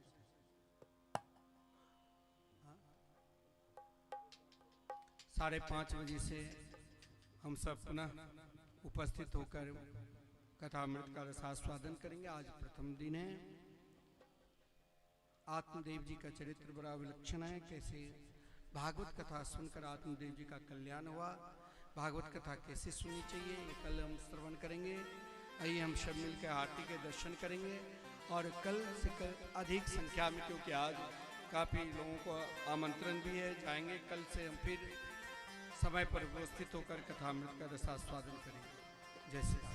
ओम चंद्रमा मनसो जात चक्षोः सूर्यो अजायत त्रोत्रात् वायुश्च प्राणश्च मुखा अग्निरजायत।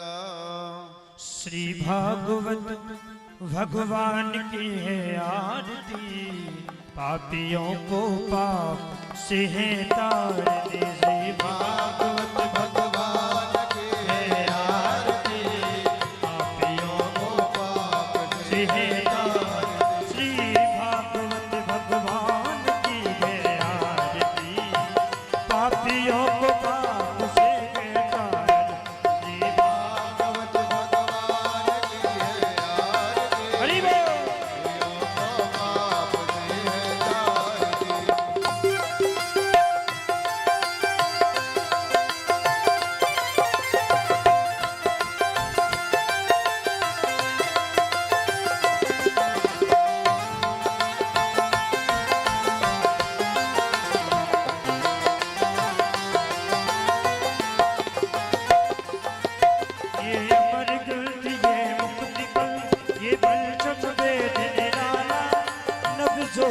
जाने वाला ये अमरकंद ये मोक्षकंद ये पंचम वेद मेरा ओहो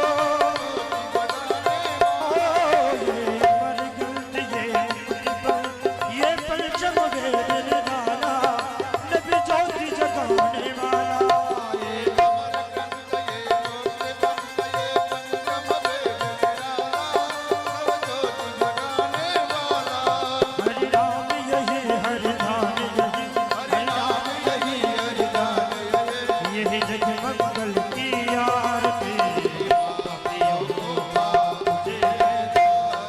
श्री भागवत भगवान की है आरती पापियों को पाप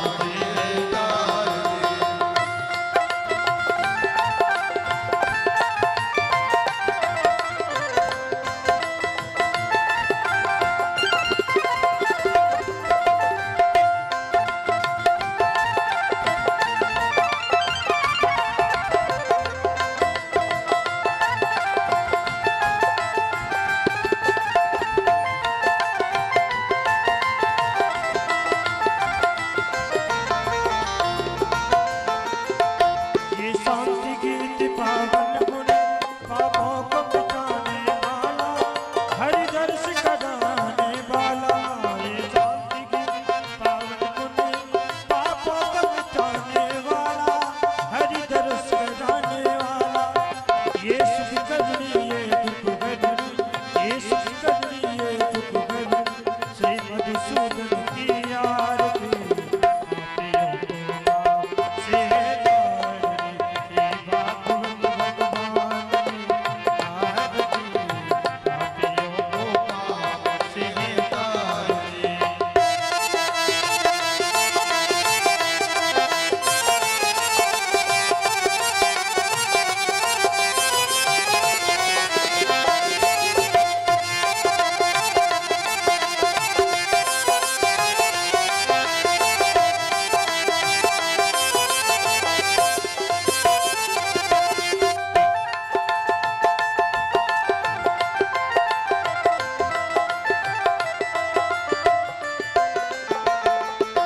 ये मधुर बोल जगबंद बोल सच बात बताने वाला डिग्री का बनाने वाला ये मधुर बोल कतमंद बताने वाला गिरी को बनाने वाला ये मधुर बोल जगबंद बोल सच बात बताने वाला डिग्री का बनाने वाला ये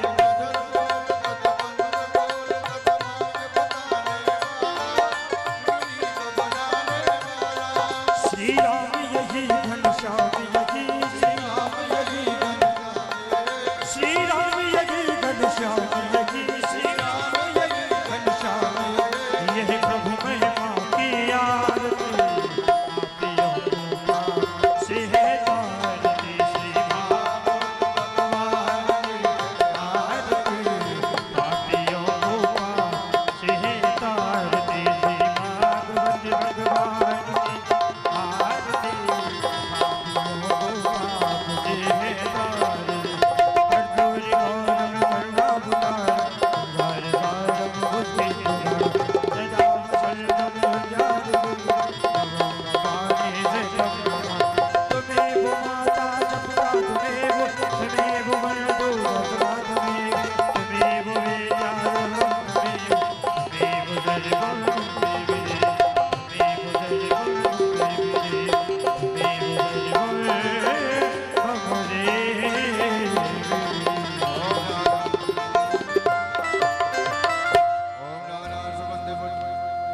नाना सुगंध पुष्पाणि यथा कालोद्भवानि च पुष्पाञ्जनमया दत्त ग्रहाण परमेश्वरा ओम पुराण पुरुषोत्तमाय नमः मंत्र पुष्पाञ्जलिं समर्पयामि बोल भागवत भगवान की